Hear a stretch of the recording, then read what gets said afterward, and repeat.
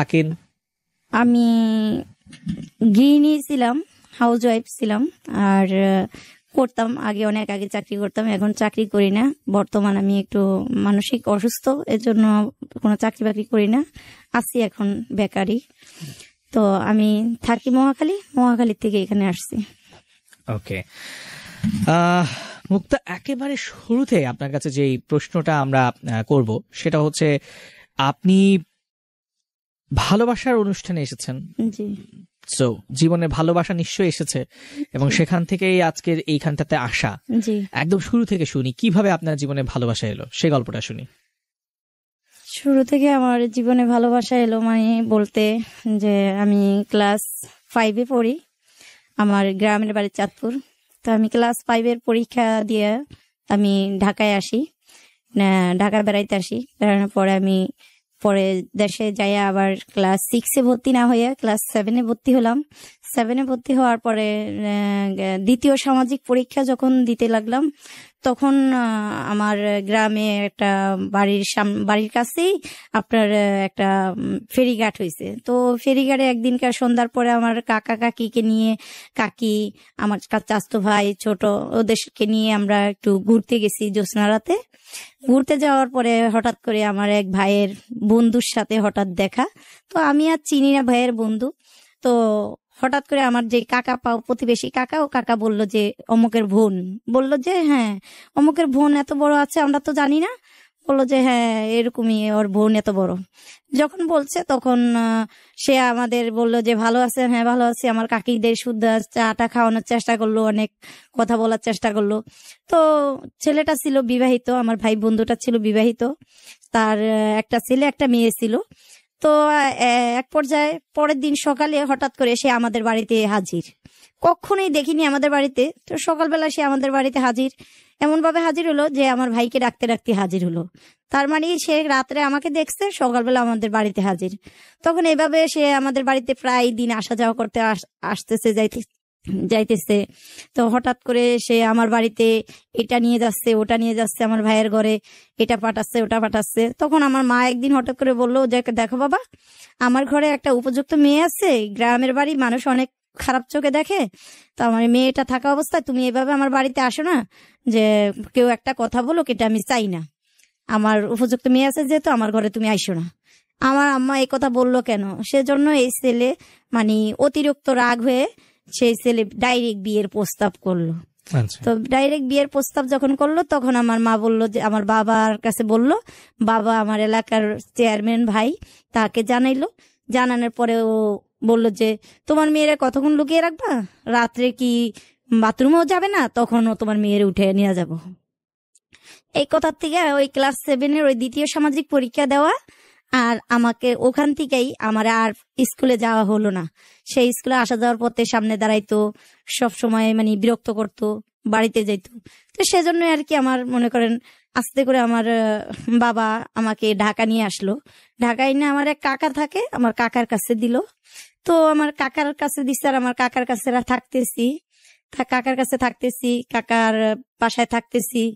তো থাকতেছি হঠাৎ করে আমি যখন থাকতেছি, তখন আমার এক কাকার শালার বউ বলতেছে, যাই হোক যেভাবেই হোক তোমার পড়াশোনা তো আর হবে না, যেহেতু এভাবে দিয়ে গেছে, তা তুমি এক কাজ করো, গ্রামের বাড়ি আর যাওয়ার দরকার নেই, তুমি চাকরিতে লাইগা যাও। তো আমি বললাম যে চাকরিতে লাগবো, কখনো তো আমি গার্মেন্টসে চাকরি করি না, জানিও না। কিভাবে? বলে যে তোমার কিছু জানতে হবে না, আমার বোন যেহেতু চাকরি করে, মামানির বোন চাকরি করে, ওর সাথে তুমি যাও। তো ওনার সাথে আমার চাকরিতে পাঠাইলো। তো সারাদিন ডিউটি করলাম, ডিউটি করে রাত্রে বাসায় আসছি, আমার 2 পা ফুলে গেছে যে আমি কিভাবে দাঁড়িয়ে থেকে সুতা কাটবো, আমি কখনো এসব করি নাই, আমি তো ফ্লেটের পানিটাও পালায়া খাই নাই, অনেক মানে ছিলাম। যখন এভাবে চলতেছে, হঠাৎ করে অফিসে ঢুকার 3 দিন পরে হঠাৎ করে আমার এই হাজবেন্ডের সাথে দেখা, এই যে যার গল্প বলতে আসছি। আমার এই হাজবেন্ড তখন এমব্রয়ডারি কাজ করে, সে মার্কেটে, এটা আপনার কারণ বাজার ডিআইডি মার্কেটে উনি চাকরি করতো। তো ওখানে ওনার চাকরি নাই বলেই পাশেই গার্মেন্টস, ওই গার্মেন্টসে সে 3 মাস হয়েছে ঢুকছে, আর আমি হয়েছি 3 মাস 3 দিন হয়েছে ঢুকছি। তো হঠাৎ করে উনি তাকিয়ে আছে, যখন আমি সুতা কাটতেছি টেবিলে তাকিয়ে আছে তো এমন ভাবে তাকাচ্ছে, তো আমি ঘুরে যাই তা ফিরা দাঁড়াইছি, যাতে মানে উনি আমার অল বডিটার দিকে তাকাচ্ছে, তো আমি পিছন ফিরা দাঁড়ায় বসছি, সুতা কাটতেছি। তখন সুপারভাইজার বলতেছে, তোমারে দিলাম এই সাইড দিয়ে, তুমি ওই সাইডে গেছো কেন, যাও ওই সাইডে যাও। তখন আমি ভাবলাম যে এদের কথার বাইরে তো চলা যাবে না, তো এভাবেই বসলাম। তো এখন পাশের মেয়েটা শুদ্ধা পানি খেতে গেলাম, পানি খেতে গেছি। এখন ওই ছেলেটা পানি খাওয়ারও চিল্লা দিয়ে গ্লাস নিয়ে আসছে, আইসা বলতেছে, এই মেয়ে সরো, এত পানি খাইতে হয় কেন? আমি বললাম যে ও বাবা এ কেমন? ওই মেয়েটা বলতেছে, আসো মুক্তাপ্পা, চলে আসো, আমরা পরে পানি খাবো নি। মানে তার উদ্দেশ্য সে আমাকে মানে কথা বলাতে চেষ্টা করতেছে। তো অফিস যখন ছুটি হলো তখন বেরোইতেছি পরে ও আমার পিছ নিল।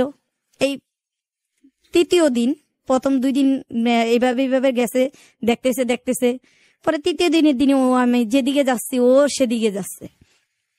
তা আমি গ্রামের একটা মেয়ে, আমি খুবই ভয় পেয়ে গেলাম যে লোকটা যে আমার পিছনে আসতেছে, কিছু করবে নাকি না কিছু বলবে। তো হঠাৎ করে ওর এক বন্ধুর সাথে ওখানেই দেখা হয়ে যায়, বলে যে জাহাঙ্গীর ভাই। ও থাকতো সায়দাবাদ ওর এক খালার বাসায়, আর আমি থাকতাম আপনার তেজগাঁ আমার মামার বাসায়। তো ওখান থেকে ও হঠাৎ করে একদিন আমার পিছনে যাইতেছে, তখন ওর বন্ধু বলতেছে, জাহাঙ্গীর ভাই আপনি এখানে? বলতেছে, আসছি একটু এক জায়গায় যাবো। মিথ্যে কথা বললেন কেন? হ্যাঁ এক জায়গায় যাবো একটু। তো নিজে আমার পিছে যাচ্ছে, ওরা বন্ধুকে বুঝতে দিচ্ছে না। তো বন্ধু বলছে, বুঝছি বলতে হবে না। বন্ধুরা আমার পাশে দিয়ে হাঁটতেছে, বলে যে আপু একটা কথা বলি, রাগ করেন না। বলি কি? এই জাহাঙ্গীর ভাই কি আপনার পিছনে যাচ্ছে? আমি কি, কে জাহাঙ্গীর ভাই আর কি, আমি তো জানি না। বলে মিথ্যে কথা বললেন না, আপনারা দুজনেই মিথ্যে কথা বলতেছেন। যদি কোনো হেল্পের প্রয়োজন হয় বললেন, সমস্যা নেই। আর জাহাঙ্গীর ভাই খুবই ভালো একটা মানুষ, আপনি চাইলে ওনার সাথে কথা বলতে পারেন। আমি বললাম, আমি এসব কিছু জানি না, আর আপনি আমাকে পাউল কথা বললেন না, আমি ওনাকে চিনি না। আমি যে রাস্তায় যাবো উনি ওই রাস্তায় গেলেই কি ওনাকে আমি চিনি, এরকম কোনো কথা হইলো? তো ওনার বন্ধু বইলা ওনার মতো চলে গেছে। আর ওর মতো আমার বাসায় যখন যাই ঢুকতাম, ও পিছন থেকে আস্তে করে সরতো। এরকম করে প্রায় 2 মাস চললো। 2 মাস যখন চলতেছে, তখন টপ করে আমাকে একদিন বলতেছে যে, আমি আপনাকে একটা কথা বলতে চাই, আমার কথাটা কি শুনবেন? তখন আমি বললাম যে কি কথা? বললো যে আমি আপনার সাথে রিলেশন করতে চাই, বা আপনার সাথে মানে সম্পর্কে জড়াইতে চাই, আপনার কোনো আপত্তি আছে? আমি বলছি, অবশ্যই আছে, আমার গার্ডিয়ান আছে, আমার গার্ডিয়ানের সাথে আপনি কথা বলতে পারেন, আমি এভাবে কারোর সাথে কথা বলবো না। বললো যে আপনার গার্ডিয়ানকে আমাকে দেখিয়ে দেন। বললাম, আমার কাকা আছে এখানে, আমার বাবা মা না থাকলেও আমার কাকা আছে, আমার গার্ডিয়ান। তো আমার কাকাকে দেখিয়ে দিল। উনি পরের দিনই আমার কাকার কাছে উপস্থিত, কারণ বাজার। আমার কাকার কাছে উপস্থিত হয়ে আমার কাকাকে প্রস্তাব করছে। আর আমার কাকা বলল যে ঠিক আছে, ভেবে চিন্তে দেখি, আর তোমার গার্ডিয়ান ডাকো। বললো যে আমার গার্ডিয়ানের প্রয়োজন নেই, আমি যদি আন্দা কানা খোড়া যাই নেই, আমার মা আমারটা মেনে নিবে, আমার মা এখানে কিছু বলবে না, সেটা বিশ্বাস রাখতে পারেন আমার উপরে। তখন আমার কাকা আমার বাবাকে, আমার অন্যান্য কাকাদের জানাইলো। তখন আমার আব্বা একদম রাজি না। তখন আব্বা রাজি না, আব্বারে অনেক রকমের বুঝায় সুঝায় দেখলো যে না। তখন ওই ছেলের, ওই জাহাঙ্গীরের বাড়িতেই আমার এলাকার আমার আব্বার ফুফাতো ভাইয়ের মেয়ের ননস ওই বাড়িতে দিছে। তো ওই ফুফাতো ভাইয়ের নাতি আর কি ওই বাড়িতে আসা যাওয়া করে। তো আমার আব্বা বললো যে একটু খোঁজখবর নিস তো, ওই ছেলেটা কি বিয়ে ঠিক করেন না নাকি, বউঠো আছে, কোনো ভালো কিনা মন্দ। তো আমার ওই জ্যাঠতো বোনের ছেলেটারে পাঠাইছে। পরে ও যাইয়া ঈদের সময় ও বাড়িতে গেছে, যাইয়া খোঁজ খবর নিল নিয়ে দেখতেছে না ভালো, সবাই বলতেছে না ভালো, বিবাহিত না, এমনি ছেলেও ভালো। তো এভাবে যখন বলছে, ওখানে বলার পরে মনে করেন আমার আব্বা এক পর্যায়ে রাজি হইলো। ঠিক আছে, ভালো যদি হয় তাহলে তো ভালো, আর আত্মীয় আছে ওই বাড়িতে যেহেতু, তো ঠিক আছে। তো এক প্রকার জাহাঙ্গীর যেভাবে চাইছে ওইভাবেই, আমার আব্বা হয়তো কাছে ছিল না, দূরে ছিল, বিয়েটা হয়েছে আপনার মগবাজার কাজী অফিসে, বড় মগবাজার কাজী অফিসে বিয়েটা হলো আপনার 2001 সালে অক্টোবরের 26 তারিখ ছিল বিয়েটা। তারপরে মনে করেন ওখান থেকে আসার বিয়ে 26 তারিখ হওয়ার পরে নভেম্বরের 1 তারিখে আমরা বাসা নেই এক জায়গায় হই, নভেম্বরের 1 তারিখে। তখন আমার কাকা কারণ বাজার ব্যবসা করে, আমার কাকা আর কি রুম টুম নিয়ে দিল তেজগাঁও, রুম নিয়ে থাকতেছি, ভালো চলতেছি। এভাবে চলতেছি চলতেছি, হঠাৎ করে তার চাকরি নাই, আমি চাকরি করব, একা একা চাকরি করতেছি। তখন 800 টাকা বেতনের চাকরি, গার্মেন্টসে হেল্পারিতে ঢুকলাম, আর ওনার চাকরি আপাতত নাই। তো আমার রুমের ভাড়াই 800 টাকা, আমার চাকরির বেতনও 800 টাকাই। তখন মাত্র আমার বাড়ি থেকে 2টা হান্ডি পাতিল নিয়ে, একটা হান্ডি পাতিল নিয়ে, কিছু চাউল, কিছু জিনিস নিয়ে আর কি সংসার শুরু করলাম, জীবনের সংসার শুরু করে দিলাম। যে যাক, বিয়ের 1.5 মাস পরে সে বাড়িতে গেল আমাকে রেখে। এখানে আমাকে যে রেখে গেছে, যে সকালে গেছে, সে 2 দিন থাকবে, সে এতটাই ভালোবাসতো যেটা বলে বোঝানো যাবে না, অতিরিক্তই ভালোবাসতো। সে মানুষটা রাত্রেই আবার সে উপস্থিত, বাড়িতে যাইয়া রিটেন আবার চলে আসছে দিনে দিনেই। তো আসছে, আসার পরে এইভাবে চলতেছি, আমি অফিস করতেছি, রায় তুলে আমার জন্য যাই অফিসের গেটে দাঁড়িয়ে থাকতো, এভাবে আনতো।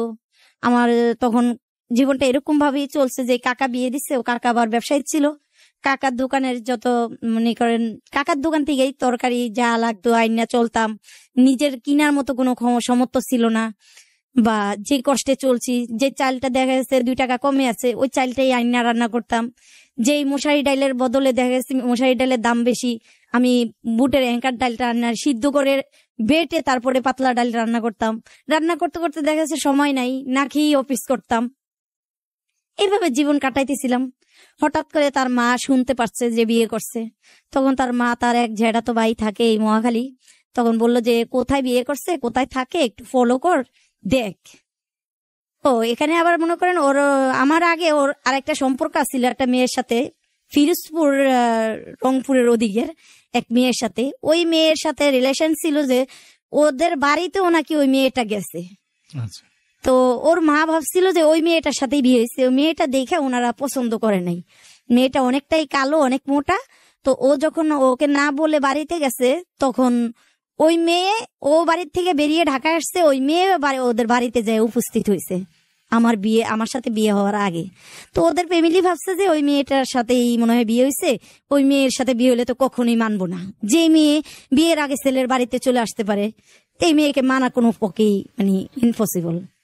তো এক পর্যায়ে ওর জ্যাঠাতো ভাইরে বলছে, আর ওর জ্যাঠাতো ভাই চুরি করে করে মানে আমাদের ফলো করতেছে, আমরা কোথায় থাকতেছি বা কোন মেয়েটারে বিয়ে করছে, কি আসে বিষয়, চুরি করে করেই ফলো করতেছে। তো হঠাৎ করে বিয়ের 3 মাস পরে ওর ভাইয়ের বউ, ওর ভাই, ওরা যায় আর কি ফলো করতেছে রেল লাইনে দাঁড়িয়ে, আমরা অফিসে কোন দিক দিয়ে যাচ্ছি, কারণ বাজার রেল লাইনে দাঁড়িয়ে দাঁড়িয়ে ফলো করতেছে, কোন অফিসে যাচ্ছি বা কোন অফিস থেকে বের হচ্ছি, কোথায় বাসা নিচ্ছি, জিনিসগুলো ফলো করতেছে। ফলো করার পরে ওর ভাবি একদিন বললো, তুই এরকম জায়গায় এসে বাসা নিছ, এরকম পর্যায়ে, এরকম জায়গায়, খারাপ জায়গায় থাকে নাকি মানুষ, এগুলা বলতেছে। তোর ভাবি ওরে মানে বুদ্ধি শুদ্ধি দিয়ে পরে আল্লাহ মহাখালী নিয়ে আসলো। মহাখালী আইনা রুম নিয়ে দিছে পরে মহাখালী। আমরা আল্লাহ রহমতে মহাখালী আইসা ওর ভাবি আমাকে একটা অফিসের ঠিকানা দিল, যে অফিসটা দেখো, একটা লোক ধরায় দিল, দেখো ঢুকতে পারোনি। বিশ্বাস করেন ভাইয়া, আমি মহাখালী আইসা যেই অফিসে চাকরি করছি, আগে আমি হেল্পারিতে চাকরি করছি সুতা কাটায়, কিন্তু আমি কখনোই মানে একটা মেশিনে কখনোই বসে দেখি নাই। তো আমি হঠাৎ করে একদিন এত মানে ইয়ের মতো হয়েছি, সারাদিন না খেয়ে ডিউটি করে রাত্রে যখন 11টা 10টা বাজে ছুটি হবে, আমি রাতের 8টা বাজে কিন্তু ওখানে অজ্ঞান হয়ে গেছি, গেলাম অফিসে, যে খুব দুর্বল শরীর, অজ্ঞান হয়ে যাই। তো ওখান থেকে আসার পরে আমার আর চাকরিতে ওকে দিকে যাইতে দেয় না। পরে এই যে মহাখালী বাসা আনি, বাসা আসার পরে আমি মহাখালী যে অফিসটা আমাকে দেখাই দেয়, এটা একটা মাস্কট গার্মেন্টস ছিল, ওয়ারলেস গেট নাম করা। ওই অফিসে একটা লোকের ধরে দিলে, ওই লোকে আমারে ওখানে চাকরি দেওয়ার জন্য নেয়। আমি মিথ্যে কথা বলে ভাইয়া আমি একটা অপারেটরিতে ঢুকি, যে কখনোই মেশিনে বসি নাই, যেমন স্লাব বাটুন, শার্টের হোল, বুতাম এগুলা লাগানি ওই অপারেটর মেশিনের। তো আমি মিথ্যে কথা বললেই ওই মেশিনে বসছি, বসে আমি ইন্টারভিউ দিলাম। তখন আপনার টাকার মান তো অনেক ছিল, তখন একটা অপারেটরের বেতন হাইস্টে গেলে 2500 ছিল, আর একটা হেল্পারের বেতন 950 টাকা ছিল। তো আমি চিন্তা করলাম আমার 800-900 টাকা দিয়ে তো কিছুই হবে না, আমার তো সামনের দিকে আগাইতে হবে, লক্ষ্যে পৌঁছতে হবে, আমি বেশি টাকা না কামাইলে কিভাবে হবে। তার বেতন ছিল 3000 টাকা, সপ্তাহে 500 টাকা করে উড়াইতো এরকম। তো আমি মিথ্যে কথা বলে অপারেটরে ইন্টারভিউ দিয়ে আমি চাকরি করতেছি, 1300 টাকা বেতন ধরলো, আমার 1250 টাকা বেতন ধরলো। 1250 বেতন ধরছে, পরে আমি চাকরি করতেছি। যখন ওই প্রথম বিয়েটার পরে 2 মাস গেল, 3 মাসের সময় হঠাৎ করে আমি চাকরি বাসায়, আমার আম্মা আসছে ঢাকায়। তো আমার আম্মা বাসায়, ও লাঞ্চে খাইতে আসছে, পরে দেখতেছি ওর পকেটে একটা চিঠি দেখা যায়। তো চিঠিটা যখন দেখা যায়, ভাত উঠে যখন লোকমা দিতেছে, তখন চিঠিটা আমি হাত দিতে গেছি, মানে টপ করে টান দিয়ে এটা দলা মুচড়ি করে ফেলছে। তা আমি বললাম, কিসের চিঠি? আমি দেখলে কি কোনো সমস্যা আছে? কয়টা রিনার আব্বা, মানে আমার বাসুরের কথা বললো যে রিনার আব্বা দিছে বাড়িতে পাঠানোর জন্য। তো আমি বাসুরে দিছে বাড়িতে দেওয়ার জন্য রিনার আব্বা, তো সেটা তো দেখলে আমার কোনো সমস্যা নাই, তুমি লুকাচ্ছ কেন? উনি আমার আম্মার সামনেই উনি ভাতের প্লেট সব মানে মেলামেলা অন্যরকম মানে আচরণ দেখাইয়া উনি ওখান থেকে উঠা চলে গেল। আমার আম্মা কিন্তু বিয়ের পর ফার্স্ট আমার কাছে ঢাকা আসছে। তো এরকম আচরণ দেখাইয়া যখন চলে গেল, তখন আমি আর ভালো মতো কিছু বলি নাই এটা নিয়ে। যাক, তখন কিন্তু ভালোবাসা অন্ধ ছিলাম, ও অতিরিক্ত ভালোবাসা দেখাইতো, এবং কি আমি অতিরিক্ত ভালোবাসতাম, বুঝতাম না জিনিসগুলা যে আসলে এগুলা গুরুত্ব দেওয়া উচিত। যাই হোক, এগুলা নিয়ে যখন এরকম হয়েছে, তো আরেকদিন দুপুরবেলা খাইতে আসে না। খাইতে না আসাতে আমি অফিসে যাই, দুপুরবেলা লাঞ্চ নিয়ে, বাসার কাছেই লাঞ্চ নিয়ে যায়, দেখতেছি একটা মেয়ে বলতেছে, আসেন দুলাভাই উপরে আসেন। টান দিয়ে 2:30 টান দিয়ে নিয়ে যাইতেছে ছাদের দিকে। তা আমিও আবার ভাতের বাটি নিয়ে ওখানে উপস্থিত। তো দেখতেছি মেয়েটা যখন টান দিতেছে দুলাভাই গয়া, তো মেয়ের বান্ধবীর সাথে প্রেম করে আর কি। তো মেয়ে দুলাভাই ডাকতেছে। তো আমি বলতেছি, এমন টাইমে আমি সামনে পড়ছি, সামনে পড়াতে উনি ওখানেই মানে সিকিউরিটি গার্ডের সামনে আমার সাথে যে আচরণ করছে, ভাতের বাটি বুটি মেলায়া পালায়া দিয়া, তোকে তো বলিনি আমি ভাত নিয়ে আসার জন্য, ভাত নিয়ে আসছিস কেন? তার মানে আমি যাই ওটা দেখে ফেলছি, সেজন্য আর কি সে এই আচরণটা করলো আমার সাথে। তো ওখান থেকে চলে আসলাম। যাক, এই মেয়েটা নিয়ে ঘরের মধ্যে একটু আজল করছি, পরে মোটামুটি ওখান থেকে কাটাইয়া আনতে পারছি। পরবর্তীতে সে আবার পাশের অফিসে ঢুকলো, আমিও পাশের অফিসে ঢুকলাম, 2টা অফিসে 2জন, মাঝখানে নিনে 1 হইতে 1.5 হাত ফাঁকা, জ্বালানা দিয়ে একজনকে আরেকজন দেখা যায়। প্রতিবেশী গার্মেন্টসে তখন আমি যেই মেশিনের সামনে কাজ করতি, তার সামনের মেশিনের সামনে আবার আরেকটা হেল্পার কাজ করতেছে। তো আমি দেখতেছি ও আমার সাথে ইশারায় কথা বলতেছে। এখন মেয়েটা ভাবতেছে যে মেয়েটার সাথে কথা বলতেছে, এখন মেয়েটা ওর সাথে ইশারা ইঙ্গিতে কথা বলতেছে। এখন আমার হাজবেন্ড ভাবলো যে মেয়েটা আমার চেয়ে সুন্দর, অবশ্যই নূপুর কইয়া নাম, প্রথম নাম ছিল সোনিয়া, পরে হয়েছে নূপুর। তো বলতেছে ও মেয়েটা, যখন আমি দেখতেছি আমি সরে যাই, আমি দূরে যাই, সরে দেখতেছি মেয়েটা কি ওর সাথে কথা বলে, আর ও কি কথা বলে আমি দেখি। আমি বাথরুমের নাম করে সরে যাই, দেখতেছি ওপেনলি ওই মেয়ের সাথে ও কথা বলতেছে, ইশারায় মেয়েও কথা বলতেছে। তা আমি ভাবতেছি ও বাবা, এ কেমন? তো মেয়েটা যখন কথা বলতে লয়, তখনই আমি আমার মেশিনের সামনেতে যাই আর মেয়েটার সামনে দাঁড়াই, যে আমি দেখি আমার হাজবেন্ড আমাকে দেখি কি মেয়ের সাথে কথা বন্ধ করে। যখন দেখি মেয়ের সামনে যে আমি দাঁড়াই, তখন আস্তে করে ও সরে যায়, আমার হাজবেন্ড সরে যায়, মেয়ের সামনে যায় আমি দাঁড়াইলে। তাই ওরে বুঝাইতে চেষ্টা করতেছি, আমি দেখতেছি যে তুমি মেয়েটার সাথে কথা বলতেছো। তো এই নিয়ে রাত্রে বাসায় এসে আমি বলতেছে, বাহ খুবই তো ভালো, তুমি আমার সাথে ইশারায় কথা বলতেছো না অন্য কারোর সাথে বলতেছো, এটা আমিও বুঝতেছি না, ওই মেয়েটাও বুঝতেছে না। কয় মানে আমি কি, তুমি আমার কি মনে করো, আমি কি দেখি না তুমি যে ওই মেয়েটার সাথে এইভাবে কথা বলো? এই নিয়ে কথা কাটাকাটি করে অনেক কিছু হইলো। ওখান থেকে ও চাকরি চাললো, আমিও চাকরি চাললাম, আসলাম। যাক, যখন মহাখালী চাকরিতে জয়েন করলাম 12,500 টাকা, 12,500 টাকা, তখন 12,500 টাকা অনেক দাম। তো 2001 সালের কথা, 12,500 টাকার অনেক দাম। তো আমরা 22টা অপারেটর একসাথে কাজ করি, যদি আমরা একটা বাদামও খাই তো আমরা 22 জনে ভাগ করেই খাই, এরকম একটা মিল মহব্বত আমাদের মধ্যে। তো এক পর্যায়ে আমার এক কলিগ মানে সাথের অপারেটরই, তো মেয়েটা খুবই দেখলাম যে ভদ্র, নামাজ পড়ে, 5 ওয়াক্ত নামাজ পড়ে, দেশের বাড়ি বরিশাল, 5 ওয়াক্ত নামাজ পড়ে, অবিবাহিত একটা মেয়ে, আমার চেয়ে বেশি স্বাস্থ্য, আরো মোটা, আরো উঁচে গোটে লম্বা, কালো। তো একদিন মেয়েটা খুবই ভক্ত আমার, তো আমাদের সাথেই আসা যাওয়া করে। তো মেয়ের বাসা হয়েছে নাকালপাড়া, আমার বাসা হয়েছে ওয়ারলেস মহাখালী IPS। তো মেয়েটা একদিনকে আমার সাথে বলতেছে, মুক্তাপা আজকাল সারা ঢাকা শহরে কারেন্ট চলে গেছিল, এত বিদ্যুৎ চমকাইছিল, এত বৃষ্টি হয়েছিল যে সারা ঢাকা শহরে কারেন্ট চলে গেছিল, এজন্য আমাদের 10টায় রাখার মানুষ 9টায় ছাইরা দিছে অফিস থেকে, যে আর কারেন্ট আসবে না সারা রাতের মধ্যে। তো এখন মেয়েটা অবিবাহিত একটা মেয়ে, অন্ধকারে সেই নাকালপাড়া হাইটে হাইটে যাবে। তো আমি চিন্তা করলাম, আমার হাজবেন্ড চাকরি করে মনে করেন মার্কেটে, আমি করি অফিসে, পাশাপাশি রোড পার হইলে এই পারে আর ওই পারে, কলম্বিয়া মার্কেটের উপরে চাকরি করে ও, আর আমি চাকরি করতাম মাস্কট, মানে রোডের এই পার ওপার, দেখা যায় কিন্তু দুজনকে জানলা দিয়ে।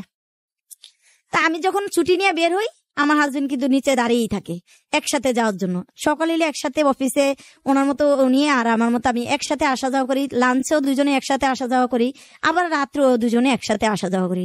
আমাদের মধ্যে মনে করেন ওয়ারলেস থেকে আপনার মনে করেন মহাখালী এলাকাটায় সবাই আমাদের স্বামী স্ত্রী দুজনকে ভালো চিনি, দেখলেই চিনি। তো এইভাবে চলতে চলতে একদিন ওই মেয়েটারে যখন আমি বললাম যে ঠিক আছে, তুমি এই যে এত রাত্রে বৃষ্টি হইতেছে আর কারেন্ট নাই, তা এক কাজ করো, আমার হাজবেন্ড আগে কি করছে না করছে এগুলো আমার ভিতরে নাই, সন্দেহ নাই। আমি বলে এক কাজ করো, আজকে আমার বাসায় থাকো, কালকে শুক্রবার, বৃহস্পতিবার রাত ছিল সেদিন, কালকে শুক্রবারে তুমি হাফ বেলা ডিউটি করে তারপরে তুমি বাসায় যাও, আজকে রাতটা আমাদের বাসায় থাকো, সমস্যা কি, মানুষের বিপদে তো মানুষই, তুমি একটা অবিবাহিত মেয়ে, অন্ধকার সারা রাস্তা যাবা নাকালপাড়া একা একা। তা আমার জামাই কইলো যে ঠিক আছে থাকেন, আজকে রাখতে বলতেছে যেহেতু থাকেন। তো মেয়েটাকে নিয়ে আমি বাসায় গেলাম, ভাইয়া কারেন্ট তো নাই। বাসায় গিয়ে আমি মোম ধরাইলাম, আমার কাপড় পরার শাড়ি নামাইয়া দিলাম, শাড়ি কাপড় নামাইয়া দিলাম। আমি তখন শুকনা, আমার পরার কাপড় ওই মেয়ের গায়ে লাগবে না, তো আমি শাড়ি কাপড় নামাইয়া দিছি। পড়লো মেয়েটা, পড়লো আমার ঘরে তখন মুগ ডাল দিয়ে মুরগির মাংস রান্না করা। আর হাজবেন্ড প্রত্যেক বৃহস্পতিবারে বিল পায়, সে যাওয়ার সময় হাফ কেজি দুধ নিয়ে গেছে। যাই আমি ওদেরকে দুজন চকির পেয়ে বসানো অবস্থায় রাইখে, আমার মনের মধ্যে কোনো হারামি নাই, আমি দুজনকে চকির পেয়ে বসায় রাইখে আমার মতো করে আমি ভাত রান্না করতেছি, আমি দুধ গরম করতেছি, দুধটা গরম করে আমরা গ্লাস বইরে ওরে দিলাম, আমার হাজবেন্ডে দিলাম, আমি খাইলাম। এভাবে আমরা খাওয়া দাওয়া করিয়া ঠোরা শুইছি। তো আমি আমার মতো কাজ করতেছি, তারা বসে রয়েছে। পরে খাওয়া দাওয়া শেষ হয়েছে, এবার গল্প বের হইলো যে বেতনের নিয়ে কথা। বেতন নিয়ে যখন কথা শুরু হয়েছে তখন আমার হাজবেন্ড মেয়েটার বলতেছে আপনার বেতন কত? তো মেয়ে বলতেছে আমার বেতন, মানে ওর বেতন আসছিল 1400 না 1450। তো আমার বেতন, ওর বেতনের সাথে টান দিয়ে ওই মেয়েটা আমার বেতনের কথা বলে ফেলছিল। বলতে আমার বেতন 1250 থেকে 1350 করছে। তো আমার 100 টাকা বেতন যে বাড়ছে 3 মাস, এই কথাটা আমি বলি নাই আমার হাজবেন্ডকে। কেন বলি নাই? আমি একজনের সাথে একটা কথা বলে রাখছিলাম, একটা র্যাক কিনবো। তো সংসার নতুন শুরু করছি, তখন কিচ্ছুই কিনা হয় নাই। তো র্যাকটা কিনবো বলে আমি বলি যে পুরুষ মানুষ তো সব জিনিস জোরে না, তো আমি টাকাটা দেখি 2 মাসে 300 টাকা 3 মাসে জোগাইয়া পরে কিনে পরে বলবো নি। তো বেতনের কথাটা আমি শুনাই নাই। ওই মেয়েটা ওখানে বসেই ওই কথাটা বলে ফেলছিল। মেয়েটার আমি ইশারা দিয়ে নিষেধ করছিলাম। তা আমি যখন ইশারা দিচ্ছি তখন নাকি ও দেখা ফেলছে। এই দেখা ফেলানোর এই জিনিসটার জন্যই নাকি ওই মেয়েটার সাথে ওই রাতে তার রিলেশন গভীর করে ফেলে, মেয়েটার কাছ থেকে সত্য কথা বের করার জন্য আমার বেতনের বলে যে আমি তো মেয়েটার সাথে রিলেশন করি নাই, চোর ধরার জন্য মেয়েটার সাথে রিলেশন করছি, মানে আমাকে চোর ধরার জন্য আমি টাকা চুরি করে রাইখা দেই, এটা বলার জন্য, জিজ্ঞাসা করার জন্য। এই রাত্রের বেলা যখন ঘুমায় এলাম, সারাদিন তো পরিশ্রম করে আসছি, ক্লান্ত শরীর, আমি ঘুমায় গেছি ভাই, আমার কিচ্ছু মনে নাই, বলতেও পারবো না। হঠাৎ করে এক পর্যায়ে আমি কইতেও পারবো না এই মেয়ের কাছে কখন সে গেছে। মেয়েটা খাটের উপরে শুইছে, আমরা নিচে শুইছি, কখন এই মেয়ের কাছে গেছে, কখন মেয়ের সাথে কথা বলছে, কখন কি হয়েছে আমি কিচ্ছু বলতে পারবো না ভাইয়া। তো এক পর্যায়ে আপনার যখন সপ্তাহ পার হয়ে যাচ্ছে, এই 1 সপ্তাহের মধ্যে সে অনেকটা চেঞ্জ হয়ে গেছে। কিভাবে কেন চেঞ্জ হলো? যে মানুষটা 1 গ্লাস পানি খায়, আমাকে থুয়ে খায় না, ভাগ করে তারা খায় না, আমাকে এত মায়া করে, এত ভালোবাসে, সেই মানুষটা কেমন জানি আচরণ একটু একটু করে খারাপ করতেছে। যখন আচরণটা খারাপ করতেছে তখন আমার খুবই কষ্ট হচ্ছে। তো লাস্টে বৃহস্পতিবার যেদিন, সেদিন ও বুধবারে রাত্রে সে ওই তার যেই কারখানায় কাজ করে, মার্কেটে কারখানায় কাজ করতো, তো ওই লোকের বন্ধু বান্ধবকে বলছে এই মেয়ের সাথে তার কি হয়েছে না হয়েছে, ওই বন্ধুকে যায় সব শেয়ার করছে। তো ওই বন্ধুকে শেয়ার করার পরে বলছে যে এই মেয়েকে পরের বৃহস্পতিবারও আমাকে দিয়ে নেওয়া হবে আমাদের বাসায়। তো বন্ধু বলছে যে আপনি কি কইলেই ভাবি আনবে? বলছে আনবে। তো বলছে যে মনে করেন আনবে না তো কি হবে? বলছে বাজি ধর। বলছে ঠিক আছে বাজি ধরবো। কি নিয়ে বাজি ধরবেন? বলছে 2 লিটারে কোক। ঠিক আছে। ছেলের কথা হয়েছে যে আমাকে বলে দিবে যে ভাবি ভাইয়ের সাথে এই মেয়ের রিলেশন, তাহলে তো ভাই আনবে না, তাহলে ও কোক খাইতে পারবে। আর ওর তো ধারণা যে ওই ছেলে আমার কাছে আসবেই না, বলবেই না। তো পরের বৃহস্পতিবারে ও আমার সাথে এই 1 সপ্তাহের মধ্যে আমার সাথে আচরণ এত খারাপ করে, ও যে মানুষটা সকালে একসাথে বের হই, দুপুরে একসাথে আসি, এখন সকালে সে আমার আগে 7টায় বের হয়ে যায়, আমি 7:30টায় বের হই। 1 সপ্তাহের মধ্যে এতটা ব্যবধান হয়ে গেছে। তা আমার কষ্টে আমি চিন্তা করলাম পরের বৃহস্পতিবারে সে বাড়িতে যাবে, আমাকে বাড়িতে রাখবে। ওই মেয়ের সাথে এইভাবে কথা হয়েছে যে আমাকে বাড়িতে রাখবে, আমাকে আর চাকরি করাবে না, বাড়িতে রেখে আসবে, ওই মেয়ের সাথে রিলেশন থাকবে। তো কথাগুলো যে বলছে, মেয়েটা আমাকে আর কিছু বলে নাই, মেয়েটা আমাকে কিচ্ছু বলে নাই। যা আমি বলা উচিত ছিল মেয়েটা, যে আপনি আমাকে আপন মনে করে ঘরে নিচ্ছেন, আপনার জামাই আমার ইজ্জতের ভাত দিছে বা আপনার জামাই এরকম করছে, কিছুই বলে নাই। পরে যখন পরের বৃহস্পতিবারে যখন ও বাড়ির যাইব কইয়া চাবি মানে মার্কেট থেকে ছুটি নিয়ে আর চলে আসছে, তো শুক্রবারে সকালে ওই ছেলেটা, বৃহস্পতিবার সকালে বুধবারে চলে আসছে, বৃহস্পতিবারে বাড়ি যাইব কইয়া। তো বৃহস্পতিবারে সকালে ওই ছেলেটা ব্রাশ করতে করতে আমার বাসায় আসছে, আয়সা দেখতেছে আমার হাজবেন্ড ঘরে।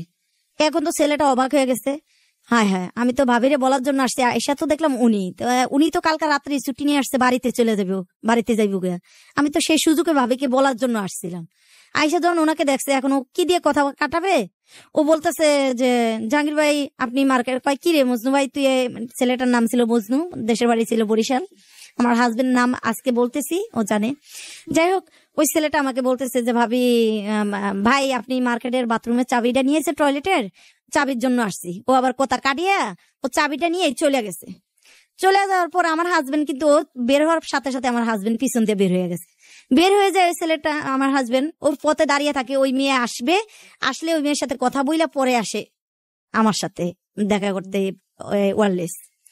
তো আগে দিয়ে বের হয়ে যায়, ওই মেয়ের সাথে দেখা করে তারপরে আসে। তো এরকম করতেছে যে এটা তার, আমি কিছু জানি না। ওই ছেলেটা, আমি যখন দেখলাম যে আমার হাজবেন্ড 7টার দিকে বের হয়ে গেছে, আমি 7:30টার দিকে অফিসের দিকে যাচ্ছি। মাত্র অফিসে যাইতে আমার টাইম লাগে মাত্র 5 মিনিট, সেখানে আমি আধা ঘন্টা টাইম হাতে নিয়ে বের হয়ে গেছি। এখন কানতে কানতে আমি অফিসের দিকে যাচ্ছি, তো কান্না কান্না ভাব। এখন দেখতেছি ওই ছেলে ওই পথেই দাঁড়িয়ে আছে, ওর বন্ধু। এখন আমাকে অর্ধেক পথে দেখে বলতেছে ভাবি আমি গেছিলাম কিন্তু একটা কথা বলার জন্য, এখন তো দেখতেছি কথা বলতে পারলাম না, ভাইয়ের যায় পাইয়া এই জন্য কথা বলি নাই। ভাবি কিছু মনে করেন না, একটা কথা বলি, ভাইয়া কিন্তু অন্য লাইনে চলে যাচ্ছে, আপনি ওই মেয়েটারে কখনো আর বাসায় আনবেন না। আমি কোন মেয়েটা? বলে আপনি গত বৃহস্পতিবারে কোন মেয়েটা বাসায় আনছিলেন, এই মেয়েটারে আর কখনো আপনার বাসায় আইনেন না। এই মেয়েটার সাথে ভাইয়ার রিলেশন কিন্তু হয়ে গেছে।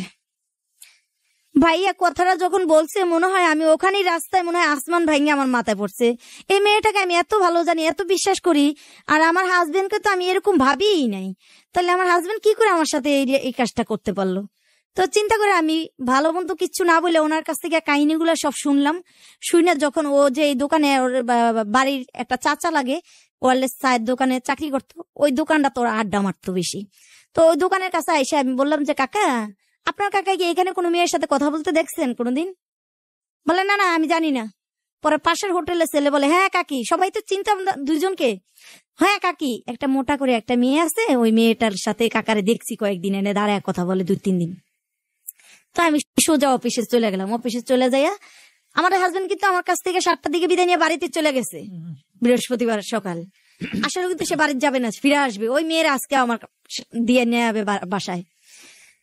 তো আমি অফিসে গেলাম, অফিসে যাই এত অবস্থা খারাপ।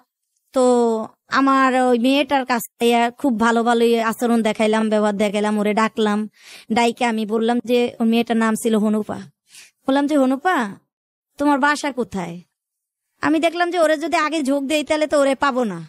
তো ওর কাছ থেকে আগে ওর ঠিকানা নিলাম, জানলাম কোথায় থাকে, কি আসে বিষয়, জানিনা টাইনা। পরে আমি বললাম যে হনুপা তুমি তো আমার বোনের মতো, আমি তোমার সাথে সবকিছু শেয়ার করছি, আমার কত কষ্টের সংসার, আমি কিভাবে সংসার করতেছি, কিভাবে আজকে এতটুকু আসছি, তো তুমি আমার এত কিছু জানা সত্ত্বে তুমি আমার সাথে এরকম করতে পারলা?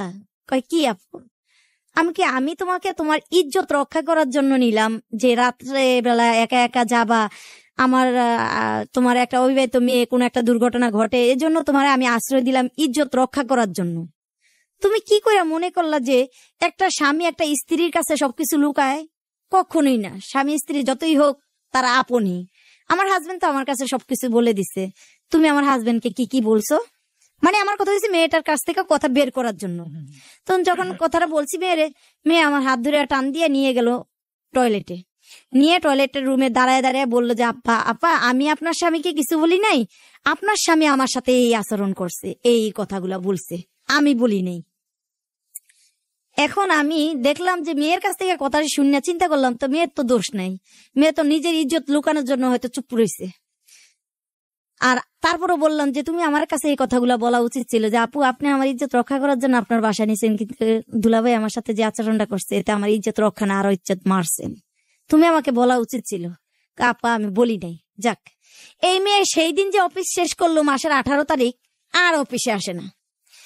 এখন মেয়ে দুপুরবেলা আমি লাঞ্চে নামতেছি, নিচে নামবো ওই ওর বন্ধুর কাছ থেকে আরো ভালো করে তথ্য নেওয়ার জন্য। এখন নিচে নামতেছি, সেকেন্ড বুয়া বলতেছে যে মুক্তা তোর জামাইয়ের বিরক্ত না, আর ভালো লাগে না, তোর জামাইয়ের গেড়ে এসে এত বিরক্ত করে। এই মেয়েটার সাথে যখন তার রিলেশন জড়াইছে 1 সপ্তাহের মধ্যে, বিশ্বাস করবেন না ভাই, সে আমাকে কলার হানা ধরে দিতেছে, বিস্কিটের প্যাকেট ধরে দিতেছে, চিতুল পিঠা গেটে নিয়ে 3-4টা করে দিতেছে। মানে ওই মেয়েটারে নিয়ে খাইতো জানে, তো এইভাবেই দিতেছে। তো গেটের দারোয়ানও কিন্তু অসহ্যকর হয়ে গেছে। তো আমারে বলতেছে তোমার জামাই গেটে দাঁড়ায় রয়েছে। তো আমি আর বুয়ার কথা বিশ্বাস করি না। কি বলো, আমার জামাই তো সকালবেলা বাড়িতে গেছে, ওই সেদিনই সে তো বাড়িতে গেছে। বলে যে না, বাড়িতে চায় না, তুই যা দেখ, গেটে দাঁড়ায় রয়েছে। তো সত্যি আমি গেটে নামিয়া দেখতেছি সেই গেটের সামনে দাঁড়ানো। আমি বলতেছি তুমি না বাড়িতে গেলা? আমি স্বাভাবিকভাবে তারা বলতেছি তুমি না বাড়িতে গেলা? কই না, বাড়িতে যাই নাই, গেছি মেয়েটার আগায় দিতে, গেছি মেয়ের লগে কথা কইতে, দেখা করতে। তার মানে কি, ওই যে আমি আসার সময় ওর কাকার দোকানে জিজ্ঞাসা করছি, এই কথাগুলো ওর কাকা আবার বইলা দিছে ওরে। বইলা দেয়া তো ও আমার সাথে উল্টা রিপ্লে মানে রাগ দেখাইতেছে। তো আমি ওরে এটুকুই বললাম যে গাদের কেচ্ছা কি তুমি রাস্তা দাঁড়িয়ে তুলবা নাকি বাড়িতে বাসা যেয়ে তুলবা? যদি তুলতে চাও, সম্মান বাঁচে, তাহলে আমি এখানে তুলি। তুমি কি চাও? তুমি মনে করছো মেয়েটা তোমার কথা কিছু বলে না? ওই মেয়েটাই তো আমার কাছে সবকিছু বইলা দিচ্ছে। তুমি মেয়ের কি বলছো না বলছো, এখন ওর আবার উল্টা মিথ্যে কথা বলতেছি যে ও আবার সত্য কথাটা বলুক। তো যখন মেয়ের কথাগুলো বলছি তখন মানে একটা খারাপ গালি দিয়ে বলছে যে ওরে নামা, ওরে নামা। আমি জিগাই কে বলছে, ও বলছে না আমি বলছি। আমি বলছি হয়েছে, দুজনেই বলছেন, দুজনের ভালো লাগছে, দুজনেই কথা গোপন রাখার চেষ্টা করছেন। এখন যা হয়েছে হয়েছে, আপনার মতো আপনি যান, বাসায় যান, আমি অফিসে যাচ্ছি, ডিউটি শেষ হলে আসবো। বাসায় গেলাম, যায় দেখতেছি উনি চাইল্ড ঠেল আইনা, মুরগি টুরগি আইনা সব নিয়ে রেডি হয়ে বসে আছে এখন চোরের মতো। আমি বললাম যে আপনি যেগুলা করছেন এরপরে মনে হয় না আপনার সাথে আমি এই বিয়ের এই কত দিনের মধ্যে যে আপনার এতগুলা রিলেশন দেখলাম ধরলাম। আমি কিন্তু ভাইয়া তখন কি বলবো, আমার অনেক কষ্টের জীবনও কাটাচ্ছি, এবং কি আমার ভালো একটা পোশাক আমি পরে কিন্তু ডিউটি করতে পারিনি। আমি পুরান কাপড় চোপড় কিনা কিন্তু আমি পরছি, দিন কাটাইছি। ও কাটাইছে, মিথ্যা কথা বলবো না। ও যেরকম কষ্ট করছে আমিও তেমনি কষ্ট করছি, একই রকম কষ্ট করছি দুজনে। পরে ভালোই কাটতেছিল ভাইয়া দিন। যাই হোক, ওই মেয়েটার সাথে যখন এরকম, তখন ওই মেয়েটাকে আমি কিভাবে ধরবো? মেয়েটা তো ওই 18 তারিখ থেকে অফিসে, যখন মেয়েটাকে জানতে চাইলাম, জানানোর পর থেকে মেয়েটা আর আসে না অফিসে। তো পরের মাসে আমি 10 তারিখে ওই মেয়েটারে যেভাবে হোক নাগালপাড়ার থেকে আমি যেভাবে হোক মেয়েটারে ধরি, আনি, বাসায় আনি। তখন আমার যে যা আছে মানে ওর জ্যাঠাতো ভাইয়ের বউ আছে যে মহাখালী, আমি ওনাকে ডাকি, ওনাকে দেখাই মেয়েটারে, এবং কি বলি যে দেখেন আপনার দেবর এই কাহিনী, জিনিসটা সাক্ষী থাকেন, দেখেন প্রমাণ রাখলাম আমি। এই মানুষকে কয়বার ক্ষমা করা যায় একটা মানুষকে, দেখেন এই অবস্থা, এই কাহিনী। তখন ওই মেয়েরা আবার এই মেয়েটার কাছ থেকে ও আমার দিয়া টাকা আনাইছিল 1000। তো ওই মেয়েটা বললো যে আমার কাছ থেকে টাকা নিছে, আমার টাকাটা দিলে আমি ওনার সাথে আর কথা বলবো না। তখন আমি বললাম তুমি ওর সাথে কথা না, আমি ওনার সাথে তোমাকে বিয়ে দেব, আমি নিজে বললাম। তখন আমার হাজবেন্ড কি মনে করে, মানে রাত্রে যাওয়ার মানুষ বিকাল বেলায় বাসায় গেছে, বাসায় যায় দেখতেছে যে ওই মেয়েটারে নিয়ে আমি আমার জালের বাসায়। এখন মেয়েটার সামনে যায় ও যখন দাঁড়াইছে, আমি বলতেছি ওই যে আসছে, আমি নিজে দাঁড়িয়ে বিয়ে দিব, ও তোমার সাথে ঘর করবে, তুমি রাজি? তখন আমার জালে বললো যে প্রেম করে যে ছেলেটা বিয়ে করে আবার তোমার সাথে প্রেম করতেছে, আবার তোমার ছুঁয়ে যে আরেকজনের লগে করবে না, তার কি গ্যারান্টি আছে? তো ওর পাশের রুমে আবার বরিশালের এক মহিলা ছিল, মহিলা ওই মেয়েকে অনেক ধরনের বুঝাইলো, বুঝাইয়া ঠুজায় বললো কোনো সময় আর এই লোকের পিছনে করে না। যদি শুনছি, আমার জালেও বললো যদি শুনছি ওর পিছনে তুমি আসছো তাহলে তোমার খবর আছে, আর যদি ও তোমার পিছনে যায় তুমি যে কোনো মানুষ দিয়ে মানে যা খুশি কইরো, আমগো কোনো থাকবে না। ওই মেয়েটার কাছ থেকে এইভাবে সরাইলাম ওরে। যাক, এই যে 3 নাম্বার গেল। যখন আমার মেয়ে হইলো 2004 সাল, 2001 সালে বিয়ে, 2004 সালে আমার মেয়েটা জন্মগ্রহণ করে। আমার মেয়েটা 4 সালে জন্মগ্রহণ করার পরে ওর সাথে আমার খুব ভালো সংসার চলতেছে, বলতে যেমন আমি আগে অনেক মোটামুটি যাই চলছি, এখন আমার সংসার মোটামুটি খুব ভালো চলতেছে। তখন আমি এই মেয়েটার পেটে নিয়ে ভাইয়া আমি একটা না 9 মাস চাকরি করছি। আমি মেয়েটা পেটে থাকা অবস্থায় 9 মাস চাকরি করে আমি এই পেট নিয়ে আমি আসতাম, সকালে আসতাম, দুপুরে যাইতাম, আবার রাত্রে যাইতাম, 1 মিনিট লেট করতাম না কখনো। এইভাবেই পরিশ্রম কইরা আমি অনেক কষ্টে ভাইয়া এমন দিন গেছে আমি এখনো মনে করি যে আমি এমন মাস গেছে, এক ভাগা গুড়া মাছ তখন 10 টাকা 5 টাকা 20 টাকা ভাগাও কিন্তু মাছ গেছে। আমি এক ভাগা গুড়া মাছ কিনে আমার খাওয়ার সামর্থ্য ছিল না। যখন আমার মেয়ে হয়েছে তখন আমি যে ভালো একটা খাবার খাবো সেটাও আমার ভাগ্যে জুটে নাই। যখন আমার মেয়েটা হওয়ার পরে আমি 10 টাকার গুড়া মাছ দিয়ে আমি 3 দিনও চালাইছি, 6 বেলা খাইছি। এরকম ভাবে আমি অনেক চেষ্টা করে আমার আজকের সংসারটা অনেক বড় করছিলাম। যে সংসার মনে করেন আজকে আমি কিছুই পাই নাই, তার বিনিময়ে শূন্য। তো এইভাবে মেয়েটারে নিয়ে আমি যখন দেখলাম যে মেয়েটারে 1 তারিখে রিজাইন দিয়ে আসছি, ভাইয়া 21 তারিখে আমার মেয়েটা হয়েছে। আমি এই 20 দিন ভাইয়া রেস্টে ছিলাম, মেয়েটার গর্ভে আসার পর থেকে 20 দিন রেস্টে ছিলাম। তো আমার বাড়িওয়ালি ডাক দিয়ে বললো, জাহাঙ্গীর ও তো কষ্ট তো জীবনে কম করে নাই, তোর সাথে বিয়ের পরে তো এই পর্যন্ত এত কষ্ট করছে, আল্লাহ না করুক ও যদি মরে যায় ওর তো ভিতরে কষ্ট থাকবে। ও তো কইরা কইরা তোমার এই সব টাকা দিছে, তোমার একটু স্বর্ণ যদি ওরে একটু দিতা।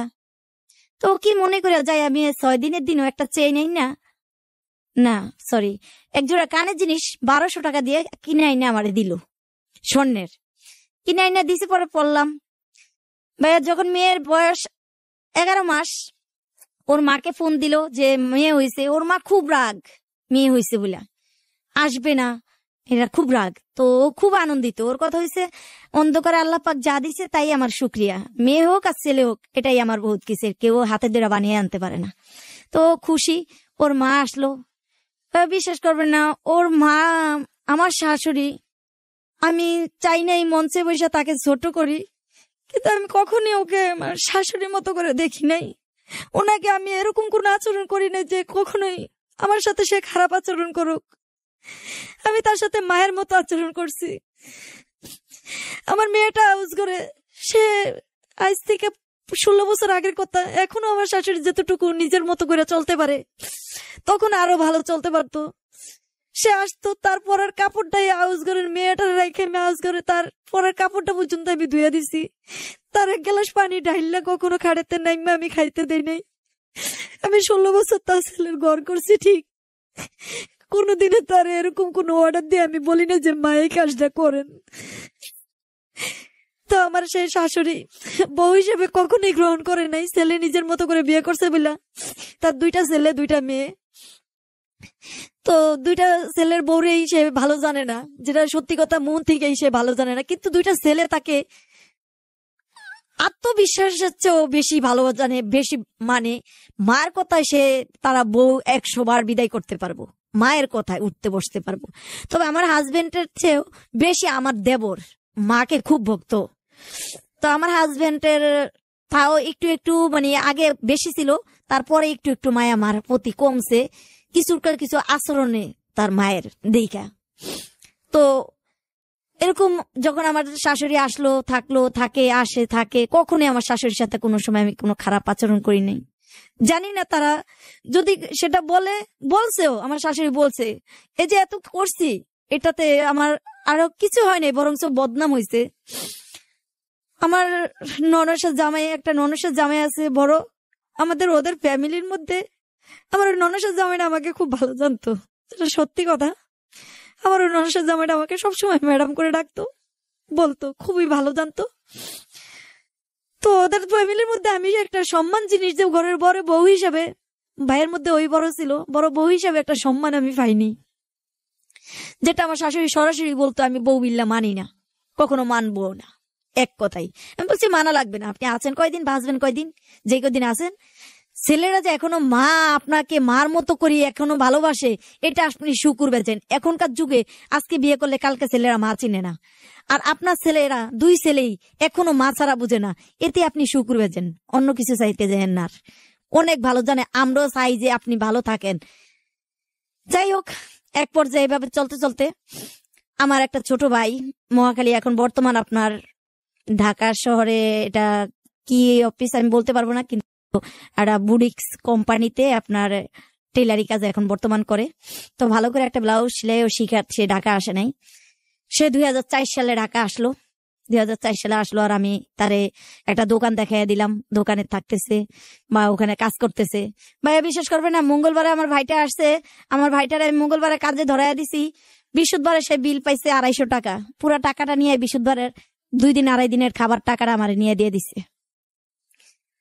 তারপরে যখন আমার মেয়েটা 8 মাস বয়স, তখন আমার বাসা নিয়ে এসেছিল এই বাড্ডা, এই গুদারাঘাট যখন আমার মেয়েটার বয়স 8 মাস, তখনও আমার হাজবেন্ডের চাকরি নাই।